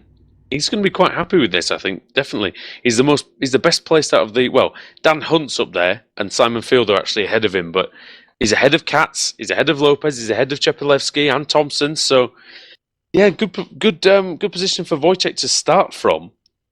But it's one of our NASCAR Peak Antifreeze Series drivers, Alex, on the front row. Brian Blackford on pole position. Yep, that's history for the series for sure. He's going to be. He may be quite terrified about this, actually. well, hopefully we'll get him in for a chat at the end of the race. We'll probably have to jump over to the TeamSpeak server to do that, but hopefully we can. Let's just pray it's a good race for him. And it looked like Steve Richardson was looking fairly quick in practice as well, so I think he's going to have something to say about that. He seems to like these technical circuits where the Kia seems to be able to dance around, so see what Steve can do. Andrew Whitehead up there as well. Poor qualifying, but well, it won't matter now. He's third on the grid. John Roberts, that'll do him wonders for the AM points as well. The Amateur Championship, of course, which we have. Best AM driver wins quite a hefty prize, Adam. I think it's 1,000, isn't it? For the Drivers' Championship. The AM Championship. Oh yeah, the AM Championship. Very close indeed. And we'll quickly run you through the championship standings for that. Why not? In the AM Championship, it is, as I bring out the sheets with it all on, Paul Smith leads the Pro-Am Championship by 41 points over John Roberts. Andrew Whitehead in third, Laura Bond fourth, and Scott Malcolm in fifth, overtaking Richard Gore. And if we put that into perspective in the showdown, Laura Bond would be in the lead in the Pro-Am Championship after taking 9 Pro-Am wins. Paul Smith would be second, Richard Gore would be third, John Roberts fourth, Andrew Whitehead in fifth, with Stephen Burke taking the wild card. So there's that own mini battle going on at the same time while the main guys are battling as well. Yep, and I think, well, there's going to be plenty to look forward to in round 3 from Circuit Zolder, so we're going to see you here. Actually, sorry, Andrew. Yeah, there's obviously we've got a load more viewers that have just jumped in on iRacing Live again, just asking questions about the series and whatnot. And of course, obviously, it's the first time we've been on iRacing Live, so I just wonder if you guys can just give them a quick overview where they can find information about the series, what it actually is, where we're going, what we do, the championships that are involved, prizes, how the reverse grid works, and all that kind of goodness. Yeah. Okay. So it's the like I said, the BSRTC stands for the British Sim Racers Touring Car Pro Series. It's run from March through to December this season. It's a mega season with 100 rounds run over the 9-month period. There is $10,000 up for grabs in total prize fund. We have grids of 40 of the best iRacing touring car drivers out there. It doesn't always look like that, but generally they are very, very good indeed. I know I've raced in the series before, and those guys are very, very quick at the front. Heading in towards October or November at the end of the season, we head into a showdown, which, if you watch NASCAR in America, is similar to the chase for the Sprint Cup. The showdown format's really introduced this season to prevent a driver or a team from making a runaway victory in the championship. And what happens is the top 10 drivers, the top 5 AM drivers, and the top 3 teams will be entered into the showdown on points. And there will be 2 wildcards for the drivers outside the top 10 that have gained the most victories. And then those teams will be competing for the prize money and, in the end, the overall championship. Yeah, and it's the Kia Optima only, of course. But we go to pretty much all the tracks around the world. We finish the season, I think, in Mount Panorama at Bathurst. It's possible we may go. Yeah, Daytona as well. Daytona, it's not Bathurst. We do go to Bathurst as well. We go to Monza. We go to Phillip Island. Everywhere. Nowhere is out of bounds for the BSRTC Pro Series. You can see this series. There is a week-long. Sorry, I cannot speak at all today. There is an hour-long highlight show, which is broadcast every Tuesday at about 20 past 5-ish. I think it's on at 10 to 6 next week. And that's an hour long On Motors TV. Highlight show on Motors TV in the UK and in some European countries as well. That covers all 3 rounds of a certain meeting. That's edited post meeting and shown, a couple of weeks later. So that's a big breakthrough for sim racing in the UK. I think it's one of the first times. I don't think iRacing has been on the TV for a long time, if it has, and not in this way. So we're really pleased to get that there. And of course, we need to thank Jay Wright for helping us out with that. We need to thank Lee Thompson and Alex Marshall for the editing. We need to thank Engine All Direct and, of course, iRacing for allowing us to do this. And if you're in the UK and are on iRacing and you've never been on Motors TV before, Sky Channel 447, Virgin Media Channel 545, and I think on Freeview we're on 71. And as we were saying earlier, if you want to know anything about the British Sim Racers Touring Car Championship, head over to BritishSimRacers.com and you can find all the calendars, all the standings, and all the stats. If you're watching on iRacing Live and for some reason you don't have an iRacing subscription, or if anybody's listening on YouTube and also doesn't have an iRacing subscription, you can get 3 months for the price of 1 by using the promotional code PR-BSRTC. Use that code when you make your iRacing account and you will get 3 months for the price of just 1. Alex, that's a pretty damn good offer, really, isn't it? You can go and get the content and the tracks and the cars of this series and join in yourself. Yeah, absolutely. That's the key part in it. Come and join in. There's a feeder series to this that runs on the Sunday, so the club championship as well. So if you want to come and have a blast, it's open to everybody. I think they're even doing an America's series now as well, which is run, I can't remember what night that's going to be. I just saw that pop up in the iRacing forum. So yeah, if you're depending on your time zone, you want something that fits you and you're based sort of stateside, then sign up to there. Come and have a good crack. It's a good laugh. There's a good bunch of guys that do the series as well. Do you get the Kia Optima in that PRBSRTC offer as well, Andrew, or is it just 3 months for the price of 1? Just 3 months for the price of 1. Okay.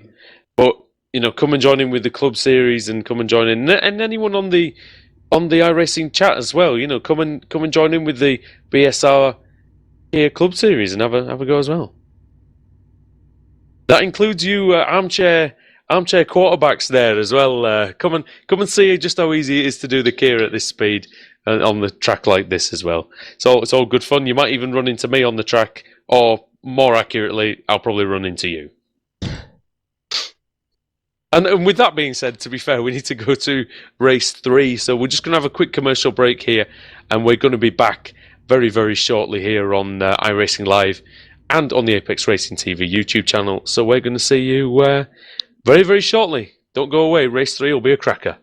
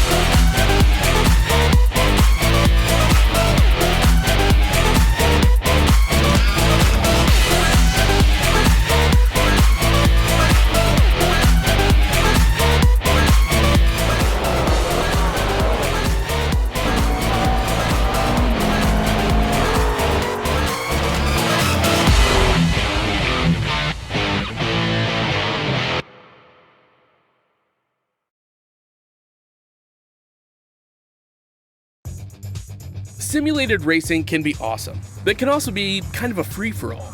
Interestingly, auto racing faced the same problem in its earlier days. Whether it was on the back roads, the beaches, or the city streets, the racing was fun. But there was always a certain level of chaos and danger, until some folks came along and put some order to all of this. Stuff like official racetracks, regulations about weight and equipment, and enforcement of standards. That's what gave us high-speed excitement, fast-paced action, and photo finishes. That's when racing became racing. The guys over at iRacing.com have made the same transformation in the world of sim racing. Sure, they've got the most accurate tracks and realistic cars out there, but that's just the start. See, iRacing analyzes the performance and results of each driver in every race, so you can be sure you're always placed in races where the competition will be tight, and that those reckless drivers who ruin it for us all are kept in the pits. Not to mention that with over 45,000 active members already in their vast community, you can find races day and night, so you can always get in on the action. You can even join a league of your favorite series. And since updates are always automatic, you don't have to worry about software and can focus on the track. Zip up your fire suit and check out iRacing.com.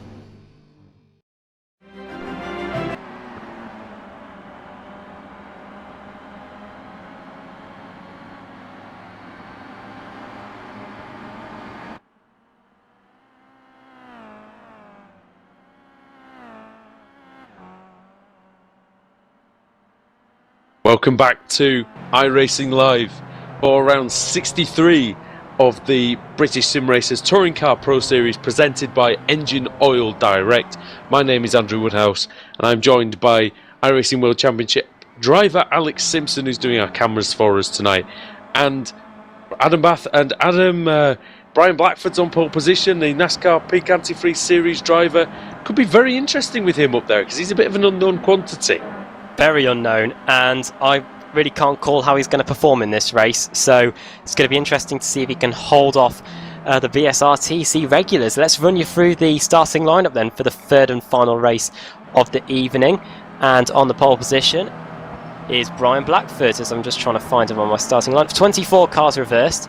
He's on pole position with Steve Richardson alongside him on the grid. Andrew Whitehead is in third, John Roberts fourth, Dan Hunt in fifth for GT Omega, Lee Berridge is in sixth, Alex Smolensky seventh, Robert Graham in eighth, Simon Field ninth, Colin Cunniff in 10th, 11th, our championship leader Wojciech Savidovic, Pete Newman in 12th, Dan Blake in 13th, Andreas Katz 14th, Stanimir Zuzov 15th, Jerome Kaiser 16th, 17th Scott Malcolm, 18th Adey Koba Lopez, 20th Stelian Chepelevsky, 21st Jake Blackhall, 22nd Russell Layla, 23rd David Baker, 24th Lee Thompson, and then 25th our race 2 winner Graham Carroll. And well, we got Dan Hunt starting in I think it's about fifth, fourth or fifth, isn't it? position. So it all depends on whether he can get a good start and also whether we see a full course caution like we did at the start of race 2. Well, hopefully not. I think we need a clean start because there's been two quite sizable accidents in the two races so far. But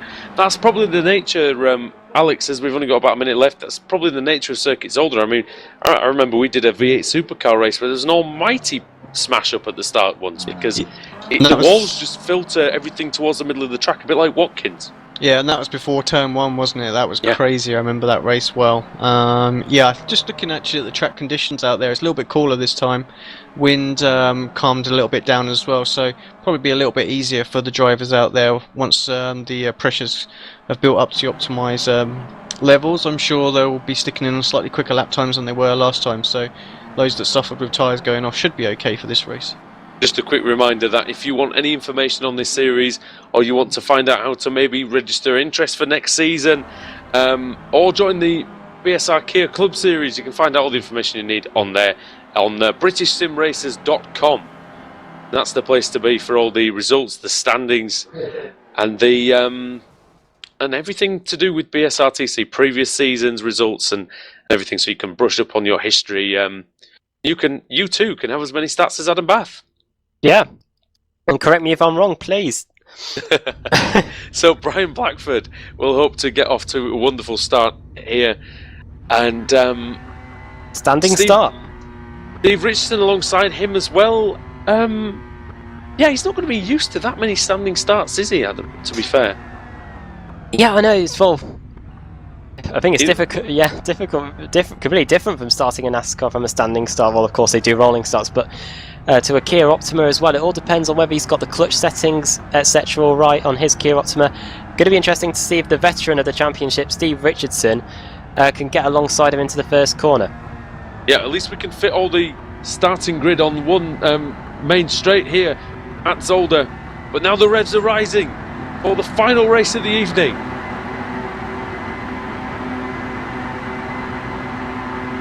The green light is on. Blackford gets away well, as does Steve Richardson, but it's a poor start by Andrew Whitehead. In fact, Richardson almost alongside Blackford as they go into turn one. It's 3 wide in the middle. Whitehead, Hunt and Berridge. Yeah, Daniel Hunt did a good job of getting up to third position. He's still side by side with Whitehead though, and who's that trying to get through? Hunt and Berridge. Yeah, Berridge and Hunt having contact, and that's going to bunch everyone up behind. Savidovic trying to find a way to get through, and the Laser Tools car gets touched. How did Robert Graham not get quarter panelled into oblivion there? Unbelievable, that was very good. That was a good save there from the Laser Tools car, and other Laser Tools cars trying to get involved in the battles as well. Alex Smolensky, Wojciech Savidovic all trying to get past his Engine All's direct teammate of Andrew Whitehead as they head down to the first chicane. Berridge out of control. Savidovic has missed his braking point, and over goes a Laser Tools car. I think that's going to be okay. Slight blockage at the back, but I think we might get away with that. No chance. There's massive blockage now as well. I think Blackford still leads. Somehow they've let that one go. Very good. Well, good decision from the organiser. Oh no, there's another car around. It's so difficult at the back of the field because it all just condenses, doesn't it, Alex, into those slow corners? That chicane is like the hardest chicane on iRacing. You know, I've tried driving through there in F1 car with 35 other drivers, and yeah, it was carnage then. It's carnage now.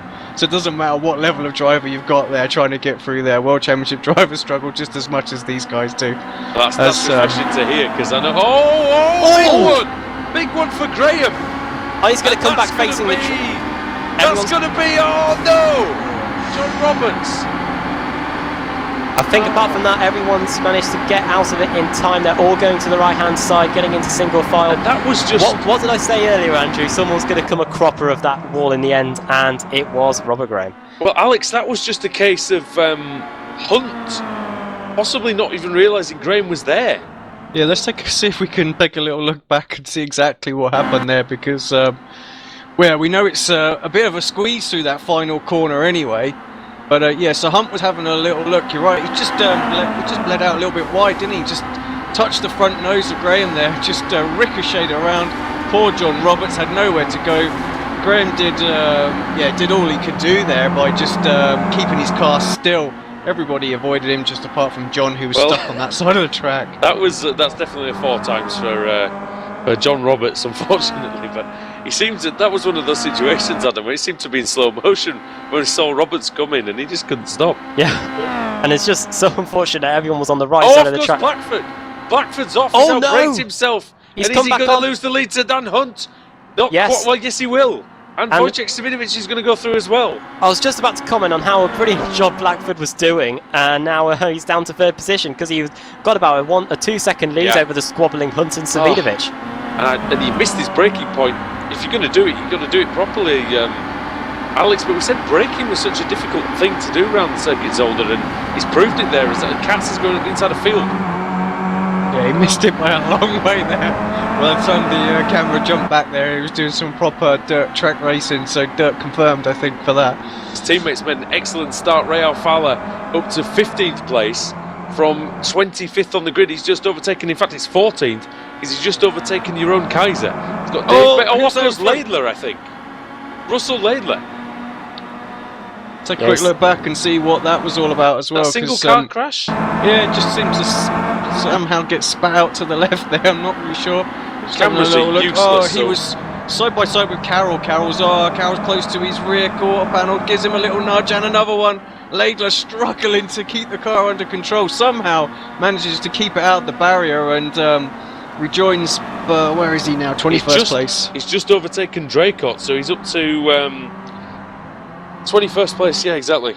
Battle for the lead. Daniel Hunt versus Wojciech Savidovic. Savidovic trying to get 2 wins here in one evening at Circuit Park Zolder through the hairpin, the slowest part of the racetrack where Brian Blackford went off a lap ago. Daniel Hunt has just got about a few tenths of a second in hand over Wojciech Savidovic. 3 tenths of a second, in fact, as they head through this flat-out left-right section to complete another lap. 10 laps to go.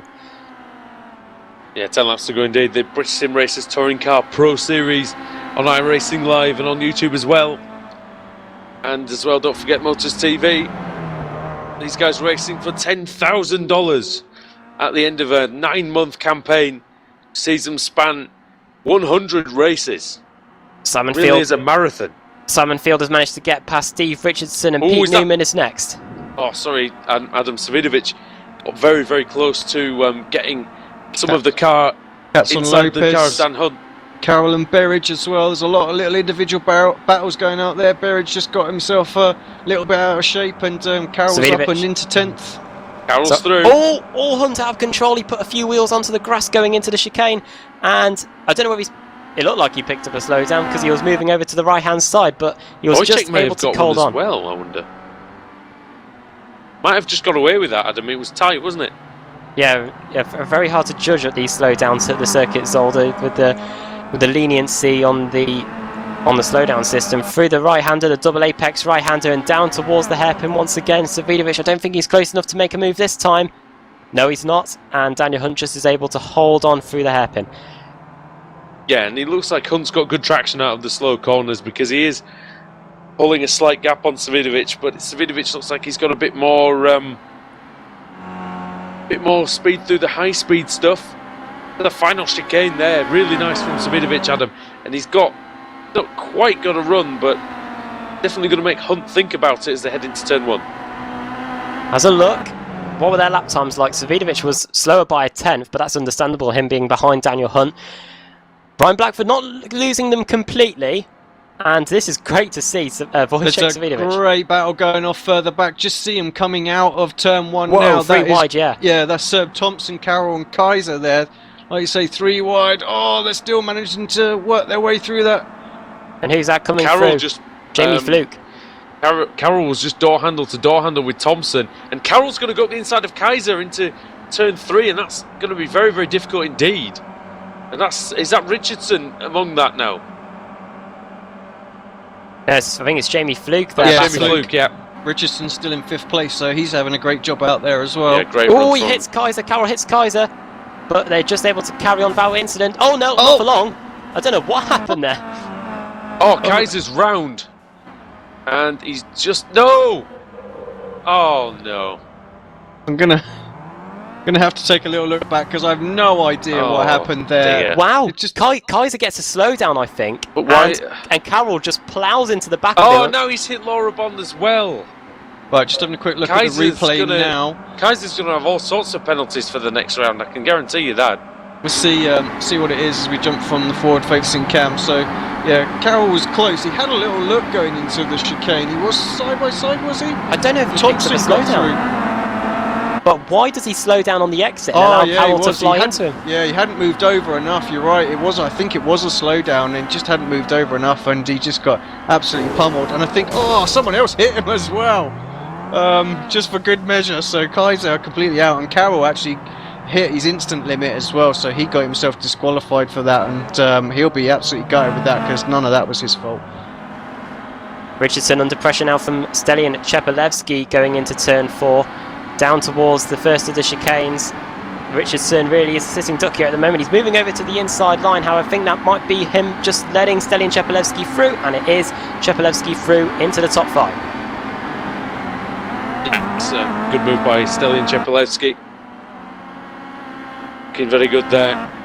And I'm hearing some contact. I'm not sure where that's from. could Just be heard anywhere, it let's in the face background. Jamie Rushworth, he was having a battle with Jay Wright going through the chicane there. Wright still in front. So, former champion mired in 21st at the moment. Oh, in fact, Burke's going through on Rushworth. So, Rushworth really struggling. He's going backwards here. So, he's been passed by Wright and by Burke. It's got a fair bit of damage on the front Yep. left of that Spice Heart Landon Holmes sponsored Power Max car for the day. Ray Alfalla up to 11th place. Big time mess that is. You can see him braking under. You see him under braking there, really struggling. Yeah, Alfalla, and let's have a look. He's behind Dave Baker, and there's a little battle going on ahead. That's Lopez having a little look on Pete Newman, but nothing. Oh, I don't know. Around the outside. Yeah, he's going to do it. Adecobo Lopez, so the Spanish driver, going to make a move on Newman, who owns his own team in this series. He can't own that 7th place for much longer because Adecobo Lopez has done it. Whoa. And Katz is coming through as well. Well, there's no way that he can stop that, Newman. I think it was get out of the way or be taken out, but actually Newman has undercut him again. That's the thing, he never carries the momentum out there, Caps. He's had that move a few times now, but he always seems to lose it by the time he reaches the chicane there. So Alfalla has actually closed on Baker, which is, I must admit, slightly surprising, but Ray Alfalla showing his pedigree, and he's an excellent, experience just in racing in general, Alex. And you mentioned he was a World Championship driver on the roadside and showing some good skills here. Yeah, indeed, and just to focus our attention just on his teammate for a second as well. Brian's being closed down by Simon Field now, so that podium is coming under a little bit of jeopardy out there. So he's going to need to step on it. I think we know how quick Field is. Yeah, Field, he's won many races in this series, Adam. He's won, I think it's 5 races this season now, and he's got a bit of damage on that Pete Newman media car, but he's still moving forward. He started 9th. Yeah, still moving forward. I can tell you how many wins he has in the championship. He's got... sorry guys, with 3 wide going into turn 1. That is Richardson on the outside, Katz on the inside. Baker's going through as well, and Pete Newman in there as well. Yeah, and Baker's gone round the outside of Richardson. Is Alfalla going to follow him? Baker's actually going through now on... Oh, he turns Katz round. They're teammates in the Spirit of VLN Endurance for Karcher. And nothing friendly about that, Alex. No, when they're not in the same livery, they don't care, do they? So have at it. Alfalla's got some damage now. I'm not sure where he got that from. He's looking on Steve as well. He may have hit Richardson actually, Alfalla. So did get through as well. Good move. Yeah, he's through now into 10th is Ray Alfalla.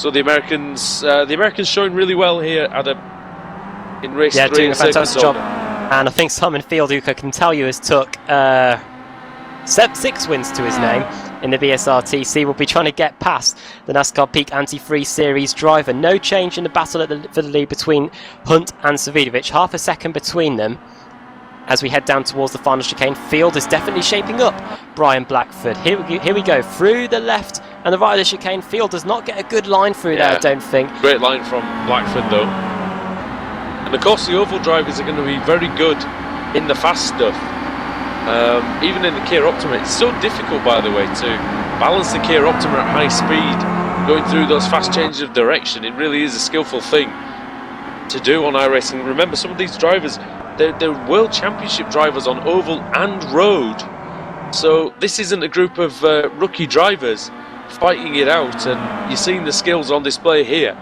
with Brian Blackford up in 3rd. Yes, partly due to the reverse grid, but partly due to a great pace. Battle for the lead. Svidovic having a little look on the chicane. They're side by side. Hunt bumps him a little bit wide there, and they continue as they were.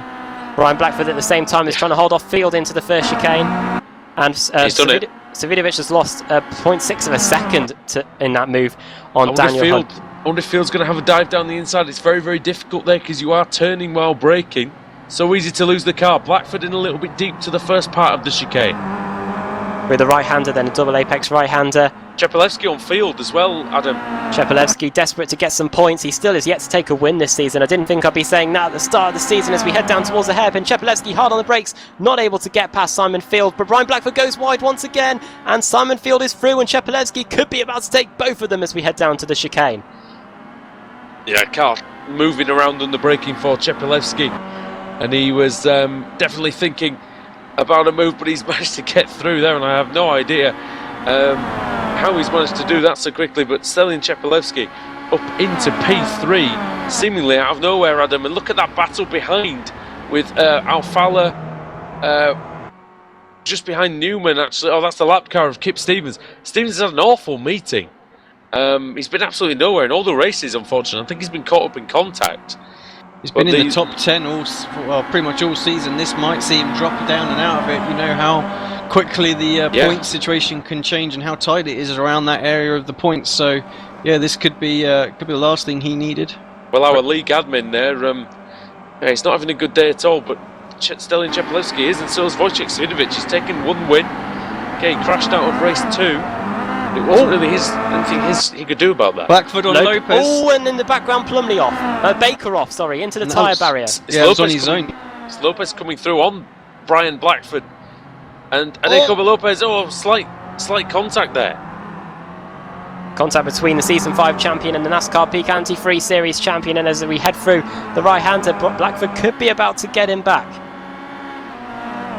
Yeah, Blackford's got a nice run. Is he going to have a go into the hairpin? I think he knows that Lopez is a superior driver today, and he's getting that one done. Newman in 8th, then ahead of Alfala. Now Alfala's closing on Newman here, getting quicker and quicker is Ray Alfala, the two-time NASCAR world champion, and doing an excellent job for Slip Angle Motorsports in this one. The 2 car. It's 0.3 quicker last lap as well. Let's have a look, see what he is this time by as well. That is, well, they're pretty similar, but was a little bit quicker again. They've got cats behind them as well, so he's going to need to get a wriggle on if he doesn't want to come under too much pressure from Andres there. And indeed, Ray Alfala, Alex, has twice won the $10,000 himself in the World Championship. Yeah, nice little take-home prize there. So I'm sure if he can build up some speed, he could perhaps see an opportunity coming. I think we might see a few. Yeah, we might see a few more Slip Angle motorsport karts in this series. Well, I hope so. They'll all be welcome, of course. But there's quite a big. There's a waiting list appearing actually for drivers and teams. So it's going to be very interesting to see how the grid's made up next season. But we'll need to focus on this season and this race, and it's Daniel Hunt who leads. He's only taken the is it the one victory, Adam, this season, I believe, isn't it? Daniel Hunt. Yes. Oh, he took. I think he's taken 2 wins. 2 wins. Yeah, he won at Spa, I think, last time out. Yes, possibly. He did. Sorry, apologies, Dan. We're going to get 2 laps to go then when we get to the line. Svidovic was about half a second quicker he than... was very aggressive through the chicane, Adam, as well. Sorry about that. Sorry to interrupt, but I noticed Svidovic was super fast through there. And he's right with Daniel Hunt now, and he pulls out the slipstream. Contact. And he crashes into him. Door handle to door handle. Come on, Dan. Svidovic is going to make it through, but can he defend the line? Come on, Dan, let's try and get a run on him through the long right-hander. He's got a run. Can he have a lunge down the inside into turn 3? Let's see if he can get it done. Down the inside he goes. Hard on the brakes. Svidovic turns across, but he's through. Side by side, and he nudges him well wide. Brilliant. Go on, Svidovic. Dan. Wonderful racing. Door handle to door handle. Wojciech Svidovic is not going to take that line down. He's not going to make a move here, surely. He's having a look. He's having a look, but Dan Hunt cuts in front. And look at the advantage he's able to pull. Half a second as we head over the hill. Yeah, indeed, and very difficult to race that closely. And this speed in the Kia Optima. Well, let's run you through the rest of the order. Simon Field is in. Stelin Chepelevsky is now into 3rd. Simon Field 4th. Lopez 5th. Brian Blackford in 6th. Ray Alfala 7th. With Andreas Katz, the 2-time champion, bearing down on him. Pete Newman in 9th, and Robert Plumley rounds out the top 10. Yeah, Robert Plumley, 10th place. Up from 28th on the grid, so a really excellent drive from him. And Chepelevsky's made up 16 places as well, and he's ahead of Simon Field now. And Field's coming under a bit of pressure from Lopez with just 2 laps to go, Adam. Yeah, and sorry, I just had to look at the timing screens then for a second, but lap times once again. Hunt and Svidovic pretty similar. Lopez lapping quick as well. Svidovic all over the grass, and don't forget this is the last lap of the race. So I think really that move a lap ago by Daniel Hunt might just help him get that much of an advantage to help him get that win. Katz and Alfala, Alex. Yeah, just into turn 1. Looks like now Alfala's going to have the inside for turn 2. Katz very late on the brakes there. He's got the momentum round the outside. Is he going to be able to hold on to it? He's not going to have his favoured line of the just poking his nose on the inside for this right-hander here. Alfala's going to have that. Alfala got a nice exit. Go on, Ray. And Ray's getting his elbows out. Katz goes through the grass. The gravel, I beg your pardon. Lopez. Actually, Newman's got a chance now to get involved in this scrap. Lopez has got past Field in the first chicane. I don't know what happened, but Field looks like he's dropped back a bit, so it might be either a little bit of contact or possibly even a slowdown. Svidovic has closed back up again, 0.4 of a second. He's going to be too far back to make anything happen. There's traffic ahead, but again, that's too far away. I think Dan Hunt's got this wrapped up. He got a good hairpin there, good exit. It's looking good. Just the last 2 corners now for Daniel Hunt. 2 corners away from victory. And the 3rd win of the season. Just needs to negotiate this fast final chicane. Here it comes. Yeah, and he gets a good run through there. Daniel Hunt takes round 63 of the BSR-TC Pro Series. That was a hard-fought win ahead, of Wojciech Savinovic. Then it's Stelian Czepelewski's going to come through in 3rd. And then Field, Lopez actually got past Field on the final lap into Heath. Now then. Oh, Laidler and Jamie Fluke having a little battle there. Oh, what happened to Laidler? Tell me that wasn't a corner cut penalty. A 1x on the last corner of the race. Yes, it was. I think it is. He's got himself disqualified. No. He'll be gutted. I'm just looking at, and this could be a complete mistake, but I'm seeing Daniel Hunt tumbling down my timing sheet. No, you're fine. He's there at the lead. It's fine. Sometimes it does that. It does that on mine as well. But yeah, he's fine. I hope so, because Panic over. don't want another Laguna on our hands here. But Yeah. fantastic racing from the 2 Slip Angle Motorsports drivers tonight. Brian Blackford in 5th, Ray Alfala in 7th. Really good. 8th. For Alfala and 6th for Blackford. Great driving, Alex, from those 2 guys, considering that they don't have a lot of experience in the Kia, really. Well, this is only the 3rd race they've done in the series. I mean, I don't know how much practice they've been putting in, but I think they've certainly stepped it up. They've done a great job today. I mean, they'll be delighted with that. Both cars in the top 10. I bet their team managers on our YouTube channel right now just cheering away. Yep. And again, thanks to everyone for watching us on iRacing Live. We do appreciate your company on this Thursday evening. We will have a post-race show for you, Alex, I believe. Yeah, hopefully we'll get a few people in here for an interview. I think I'm going to just quickly turn my TeamSpeak on as well, just in case Ray or Brian jumps into that channel, because I know occasionally they do. Well, while we do that, let's run you through the finishing order then from the 3rd and final race of the evening here at Zolder. Daniel Hunt takes his 3rd win of the season with holding off Wojciech Savinovic in 2nd. Stelian Czepelewski from 19th on the grid through to a podium finish. Fantastic job of him, as the same for Adeko Lopez, who finished in 4th. Simon Field in 5th. Brian Blackford, it's a shame he couldn't have battled it out of the front, but he finished in 6th with Andreas Katz in 7th. Ray Alfala in 8th. Pete Newman in 9th and Robert Plumley in 10th. Steve Richardson 11th with Rob Fagg 12th. Jamie Fluke 13th. Chaz Drake at 14th. 15th for Colin Cunniff. Lee Thompson 16th. Dan Blake in 17th. 18th for Steve Walker. 19th Jay Wright. And in 20th place Jamie Rushworth. 21st for Scott Malcolm, 22nd Stanimir Zuzov, 23rd Matt Walker, 24th Paul Smith, 25th Lee Beveridge, 26th Jake Blackhall, 27th David Baker, 28th Alex Smolensky, 29th Laura Bond, 30th Halit Ertas, 31st Andrew Whitehead, 32nd Robert Graham. And in the cars, 1 lap down or more. Russell Laidler getting disqualified in the last corner.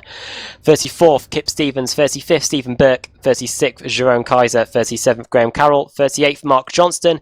39th, Nick McCarron. And then 40th, it is John Roberts. Excellent, Adam. Always a comprehensive of the results from myself, but it's always exhausting when you've got 40-odd cars to read out, so fair It wasn't play as to bad you as there. it wasn't as bad as the 60 at Spa. No, 60-odd cars, goodness me, it was absolutely ridiculous and fantastic at the same time. If anybody wants to go back and watch that, by the way, that is on the Apex Racing TV YouTube channel in beautiful high definition. You need to go and have a look at that, and that'll be on Motors TV in just a couple of weeks as well. Alex, what did you make of the meeting tonight at Zolder? Yeah, good meeting all round. Couple of big crashes. I think we expected that here. It's so narrow, that opening lap. The guys, I thought we were all all gonna slip through just absolutely fine on that final race, but in the end we had a car on its roof, and yeah, carnage just unfolded from there. But actually, racing was really, really good. Some great battles out there, and yeah, some guys will take some highlights from these races away with them, I'm sure. But yeah, all round a good meet. I'm looking forward to next week already. Yeah, indeed. Right, we're going to be back in just a couple of moments' time for the post-race show, so don't go anywhere. We'll have driver interviews for you and some replays, and we'll analyse the action from Circuit Zolder. So for everyone on iRacing Live, don't go anywhere. We'll see you very shortly here on Apex Racing TV.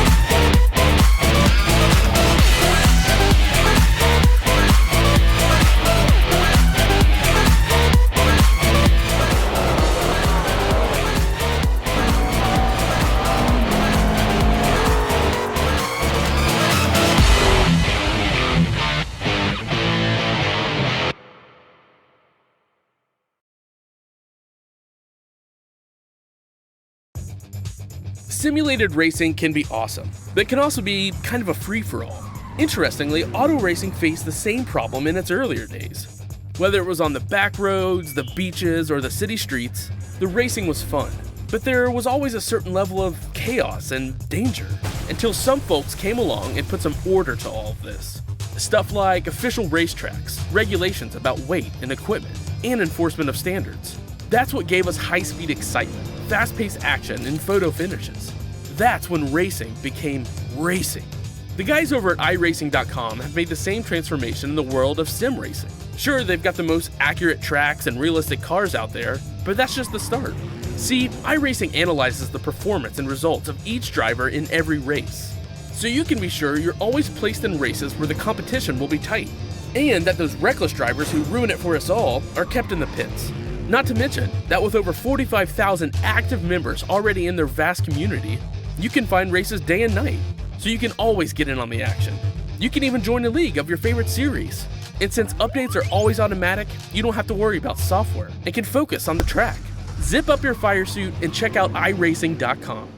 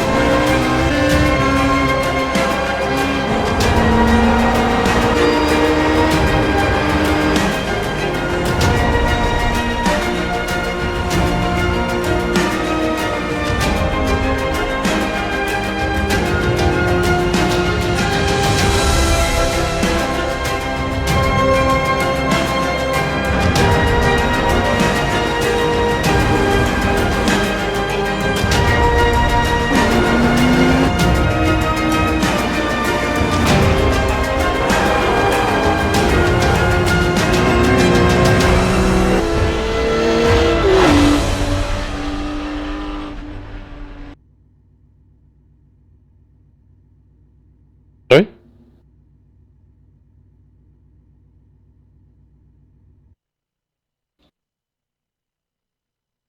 Welcome back to iRacing Live. It's the post-race show for the BSRTC Pro Series round at Zolder. Andrew Woodhouse with Adam Bath and Alex Simpson. Adam, it was a very good night's racing at Zolder. Did have a bit annoyed at a couple of incidents at the start of the races, but to be honest, it's going to happen on a track with such tight corners in the first sector, really.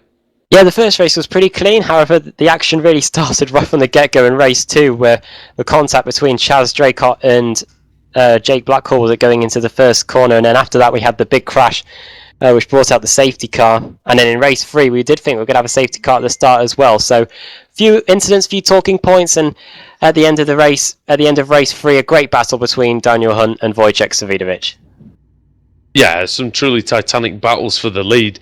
We are joined by a man who actually had the bird's eye view, I think, of the Draycott Blackhall incident. Our very own Lee Thompson. How are we doing, mate? Good evening, guys. It's nice to be joining you in the booth. Yeah, it's been a while, I think, is it? I think I have successfully avoided a single interview in the whole of BSRTC so far. Too late now then. Lee, by the way, as well, great job on the Motors TV shows as well. How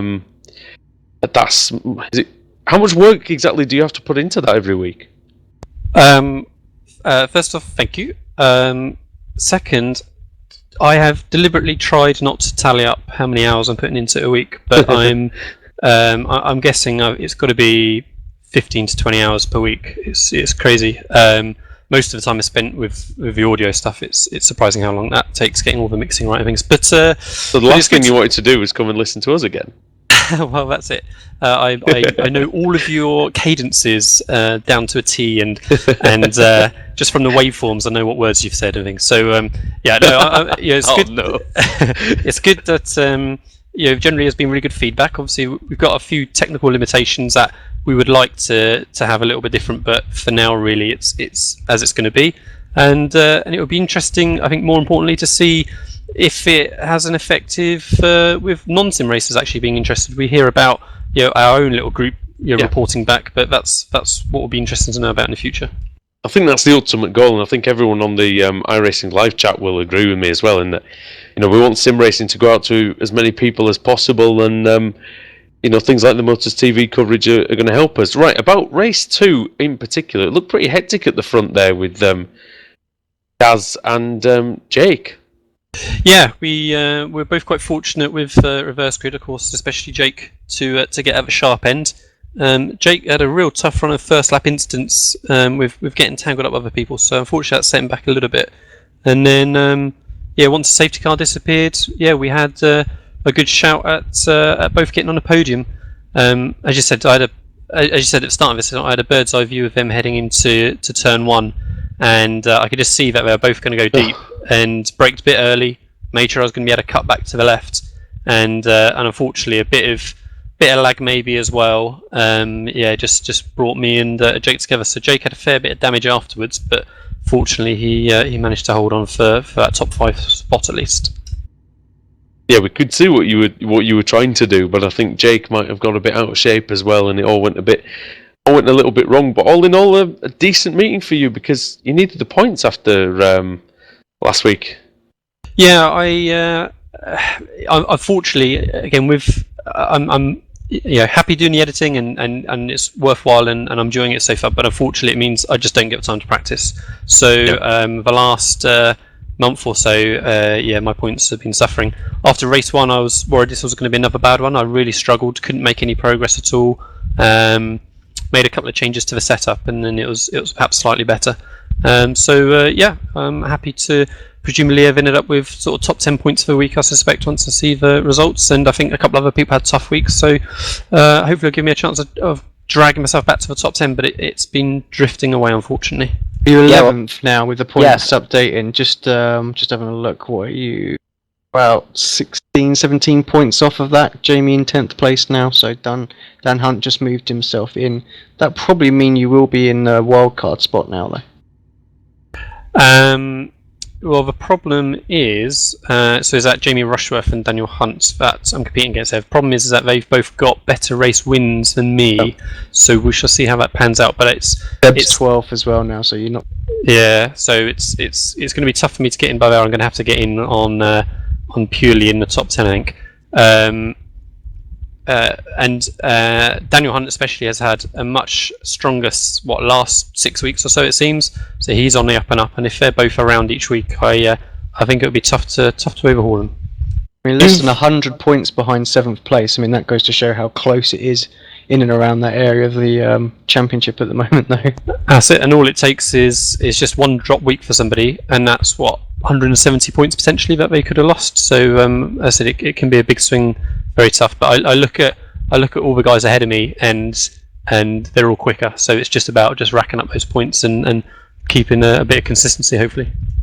You've raced in the iRacing World Championship before, of course, but so you're in a good position to sort of make a judgment on it. How difficult is this series? Is it more difficult than what you thought it was going to be? Because a lot of the new viewers, they won't realise. I guess they won't race the cave too much. I wouldn't have thought.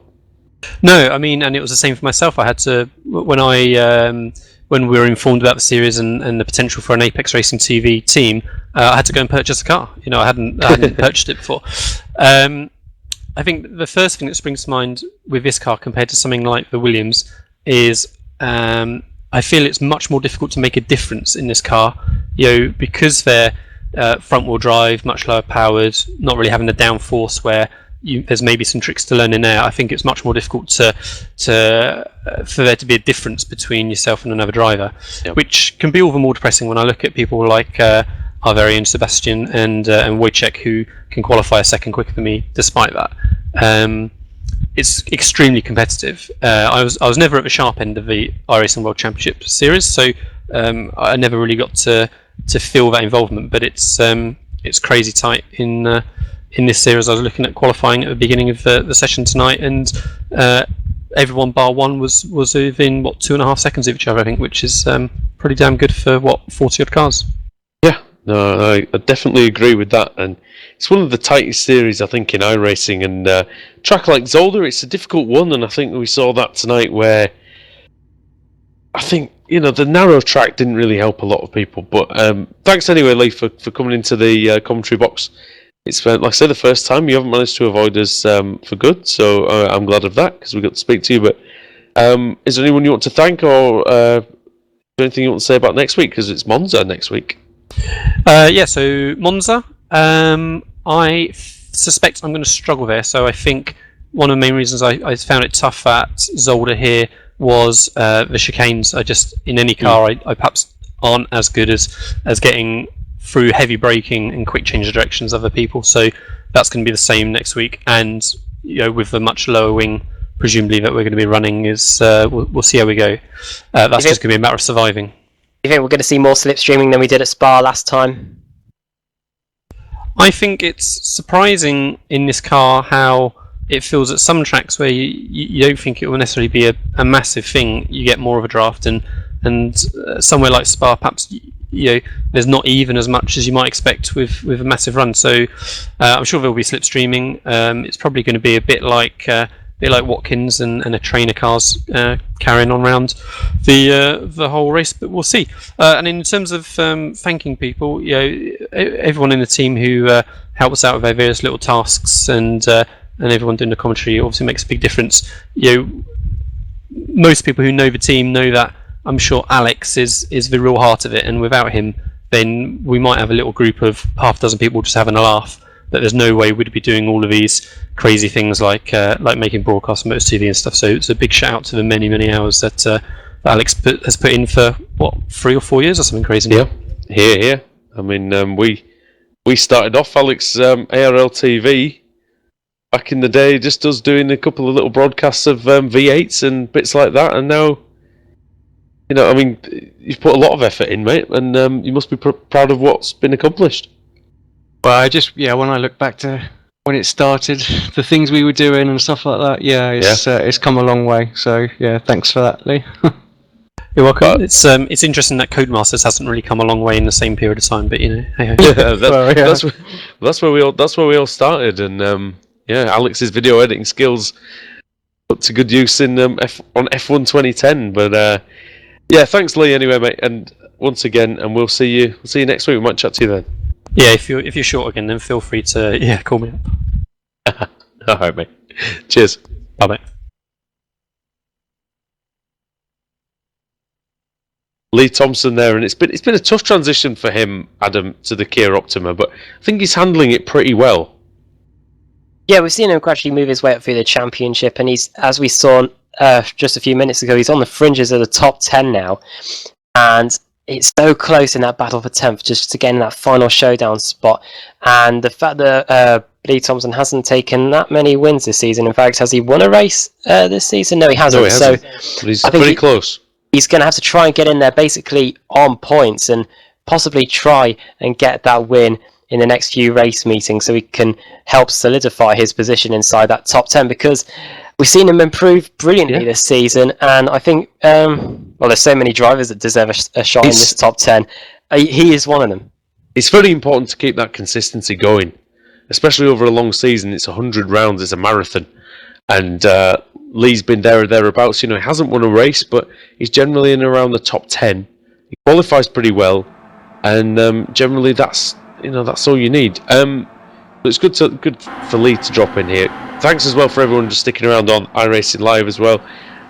We do want to give you a shout out because we now have the Slip Angle Motorsports drivers in the commentary box. We've got Brian Blackford and Ray Alfalla. Gentlemen, welcome. Thanks for having us. Hey guys, what's up? Now, eventful race. I'm going to start with you, Brian, because you got reversed onto pole position. I bet that was a shock to the system, wasn't it?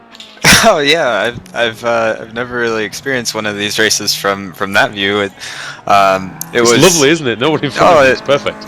It was much easier, the first few laps, and I would prefer to do that every time. But I guess it's a lot of fun coming through the middle of the field. But just the couple laps I got to spend out front was pretty cool until I blew it all in one turn and gave the lead away. But that's how it goes sometimes.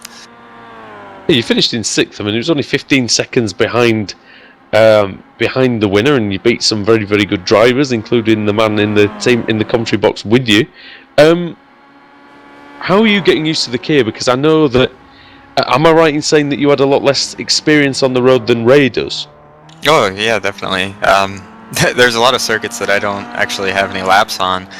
Fortunately, this Zolder was one of the tracks that I've done a few GT races on, GT3 races, and I didn't really like it in those cars because you couldn't. Well, the McLaren that I was driving, you couldn't really attack the curbs at the time the way you can in these cars. So I absolutely love jumping over the curbs, and it's a blast. So I'm adapting pretty well. I'm there's still a lot of room for improvement, but I think I'll get better race by race. But for now, it's a lot of fun battling in the middle of the field every race. And Ray, in the second race, we saw you have a fantastic. You had a few good starts tonight, actually, and especially in race 2, we got up to about 3rd or 4th place, and then you got shoved off the track, caught up in an incident. But in a way, it helped you out because you were in a reasonable position to avoid most of the trouble in race 3. Yeah, race 2 is just kind of unfortunate. We were pinballing there on lap 1. Just 3 wide, and everybody's just kind of all over the place. And I don't think it was anybody's fault necessarily.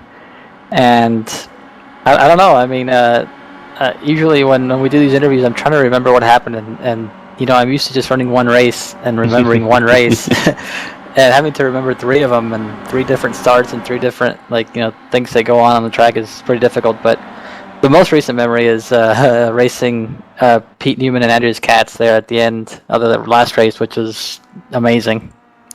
See, this is where now you can understand how we have trouble trying to remember even what happened 2 weeks ago, because we've got these 100 rounds this season, and this is why I usually just ask Adam, because Adam's usually got the spreadsheet in front of him. But I mean, is it a bit like that for yourself in running the full NASCAR season? Because there's a lot of races there, and do you struggle to remember even where you've had good results and bad results throughout the year? Well, with that it's a little different, just because we only run twice a month, and we put so much into every race that I tend to have a pretty good memory. Sometimes for good reasons, sometimes for bad reasons. In the series. Is that filling out the protest form? No, I don't. Yeah, we don't do that with this series. It goes straight to the race admin, I guess you could say. Yeah. But usually in the Peak series, the drivers everybody just kind of knows each other, so they they keep it on the track or off the track, or however you may say it. As far as this series, it's it's still just a totally new thing, and I was in the World Championship on the roadside, but again, that was every 2 weeks, and I think that's where I got. You said I had a few good starts today. The Formula One series the start is very, very important, so we practice that a lot, and with this car, for me, you can still gain a heck of a lot on the start with this car. I think people don't realize. You can jump a couple of rows if you have really hook it up. Yep, and also, the biggest thing for me that's been difficult to get used to is just the front wheel drive and how everything is kind of backwards, and you get oversteer, and you have to nail the throttle to straighten the car out, and in rear wheel drive you do that and you just complete the spin. So it's just kind of getting your brain rewired, and I was doing that in practice a few times, so. It's a slow process, but I mean, no matter what, whether it's running 8th or 38th, the racing is a lot of fun. Yeah, because we're broadcasting on iRacing Live for the first time tonight as well on iRacing's awesome. Twitch channel, which is fantastic. A lot of people, a lot of new viewers who maybe don't know what the series is about and don't know how difficult it is. See a couple of crashes and think, what's going on there? But you've done, I think it's. It'll be 9 or 12 races now, won't it, that you've done. You know how tough this series is, and if you could explain to everyone, exactly how hard it is for someone as good as yourself.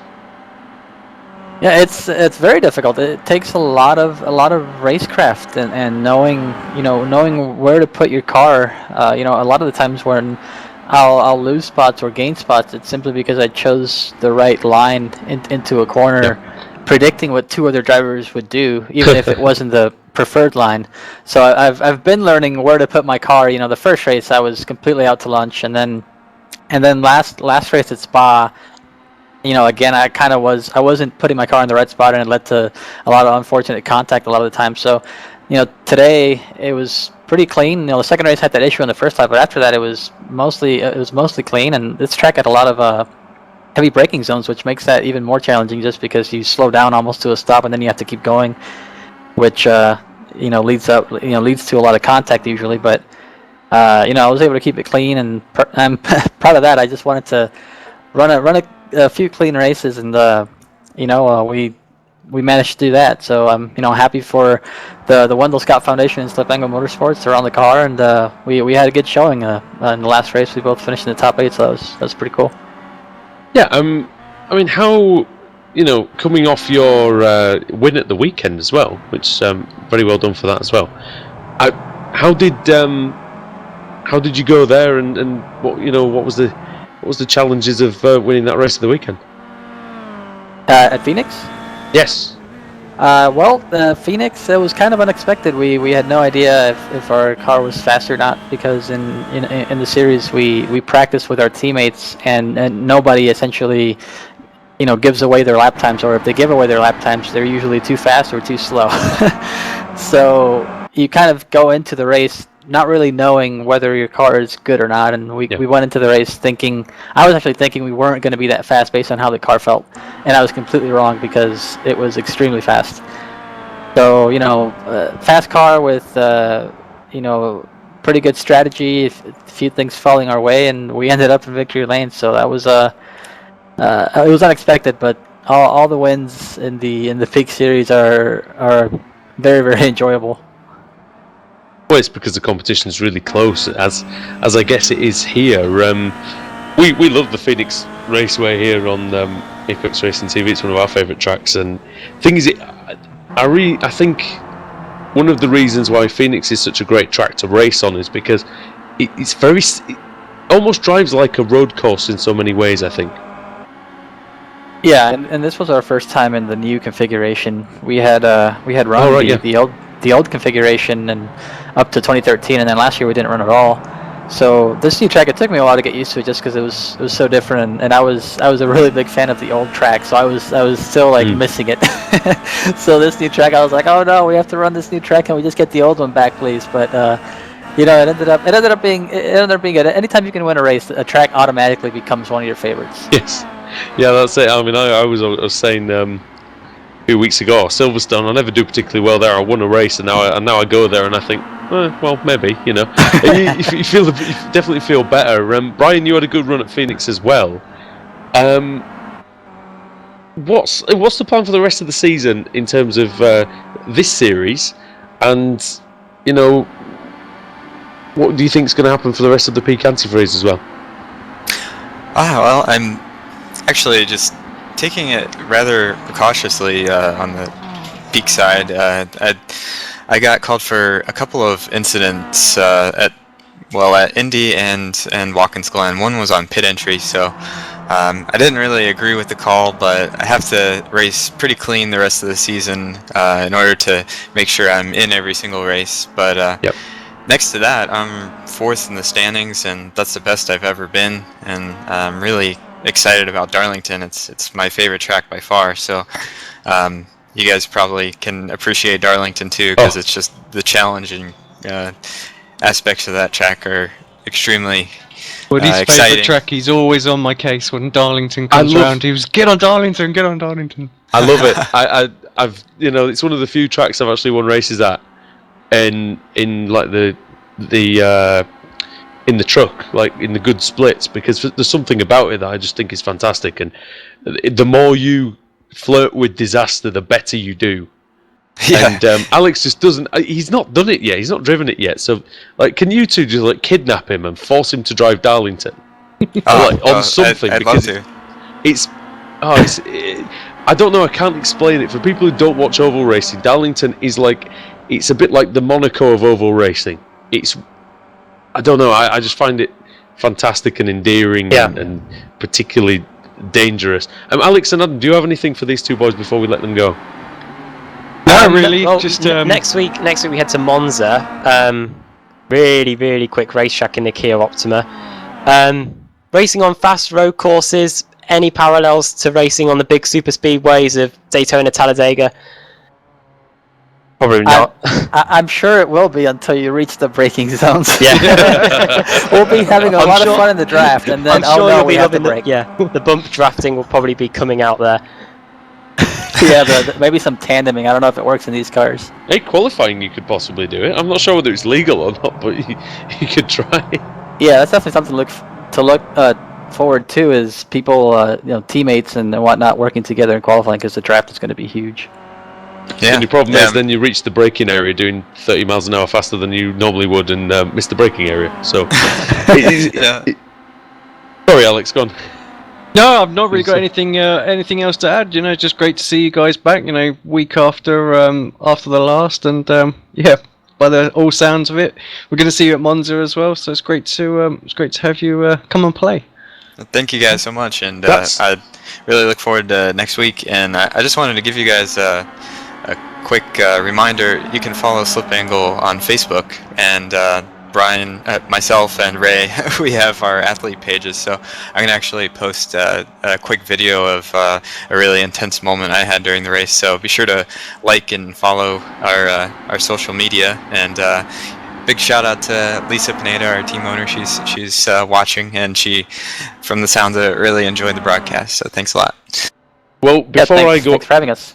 yeah, I mean it's great to have you with us. And before I go off and play some Madden, I really do have to ask you the question, because Alex was mentioning that there might be a plan in the works for you guys to expand your team in this series. Is that a possibility? Are you guys going for oval racing? Maybe.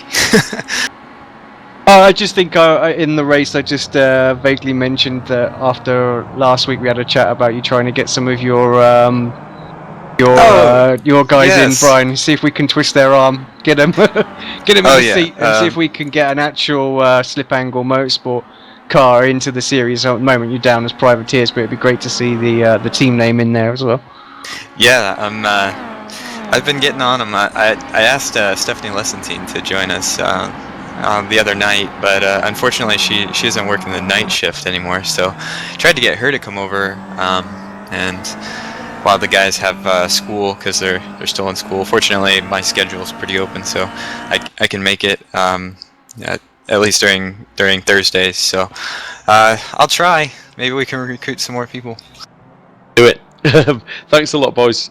And it's been a pleasure talking with you. And we might get a word with you next week if you're around. All right. All right. See you guys. Thanks for having us. Cheers. Bye. Brian Blackford there and Ray Alfala. Adam, it's always good to hear from those guys and get a different perspective on the racing. Yeah, coming from the oval side, coming through to the road courses, brilliant to hear from them as always. And yeah, Monza next week. Grand Prix circuit, same amount of grid spots, funny enough. So we've got 43 cars heading into the Rettifilio for the first time, and then going through Curva Grande down to the Della Roggia. It is mouth-watering stuff. Can't wait for it. Yeah, me too. Alex, those cars, they're going to have to be set up with very little wing, and braking's going to be difficult, isn't it? And the tyre wear potentially isn't going to be much of a problem, but brake wear, it could be. It's going to be great to watch them go just flying down that straight. Oh, Jesus. I think I fully expect we'll see what we've seen tonight with that second chicane for turn one. It's just impossible to get cars through there, and that grid's going to be packed for that race as well. I tell you what, if they get through there without any kind of incidents, I will be amazed. Probably the hardest turn one on any race circuit. It's going to be great. Yeah, it's very, very difficult, and with the cold tyres of the Kia Optima, and it never particularly wants to brake very well on lap one, no matter which corner you're going into, Adam. Yeah, and especially the organisers decide to throw an overcast condition into the works. Going into the... I think we could see like a Antonio Luizzi moment of one car skating across that infield and taking out a few championship contenders. Hopefully that's not the case, but yeah, 3 exciting races coming up next week. All right, well, thanks Adam, thanks Alex again. It's always a pleasure to work with you guys in the booth. It's been round 61 to 63 of the British Sim Racers Touring Car Pro Series from Circuit Zolder. We will see you this time next week on iRacing Live for Circuit the Nazionale Monza. We can't wait, and we'll see you then.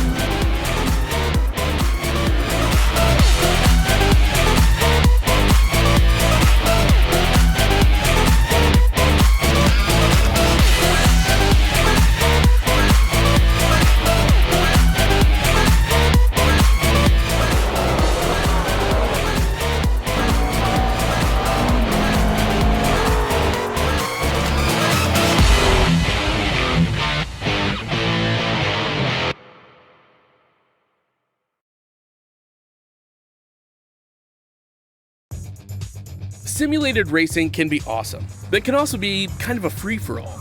Interestingly, auto racing faced the same problem in its earlier days. Whether it was on the back roads, the beaches, or the city streets, the racing was fun. But there was always a certain level of chaos and danger, until some folks came along and put some order to all of this. Stuff like official racetracks, regulations about weight and equipment, and enforcement of standards. That's what gave us high-speed excitement, fast-paced action, and photo finishes. That's when racing became racing. The guys over at iRacing.com have made the same transformation in the world of sim racing. Sure, they've got the most accurate tracks and realistic cars out there, but that's just the start. See, iRacing analyzes the performance and results of each driver in every race, so you can be sure you're always placed in races where the competition will be tight, and that those reckless drivers who ruin it for us all are kept in the pits. Not to mention that with over 45,000 active members already in their vast community, you can find races day and night, so you can always get in on the action. You can even join a league of your favorite series. And since updates are always automatic, you don't have to worry about software and can focus on the track. Zip up your fire suit and check out iRacing.com.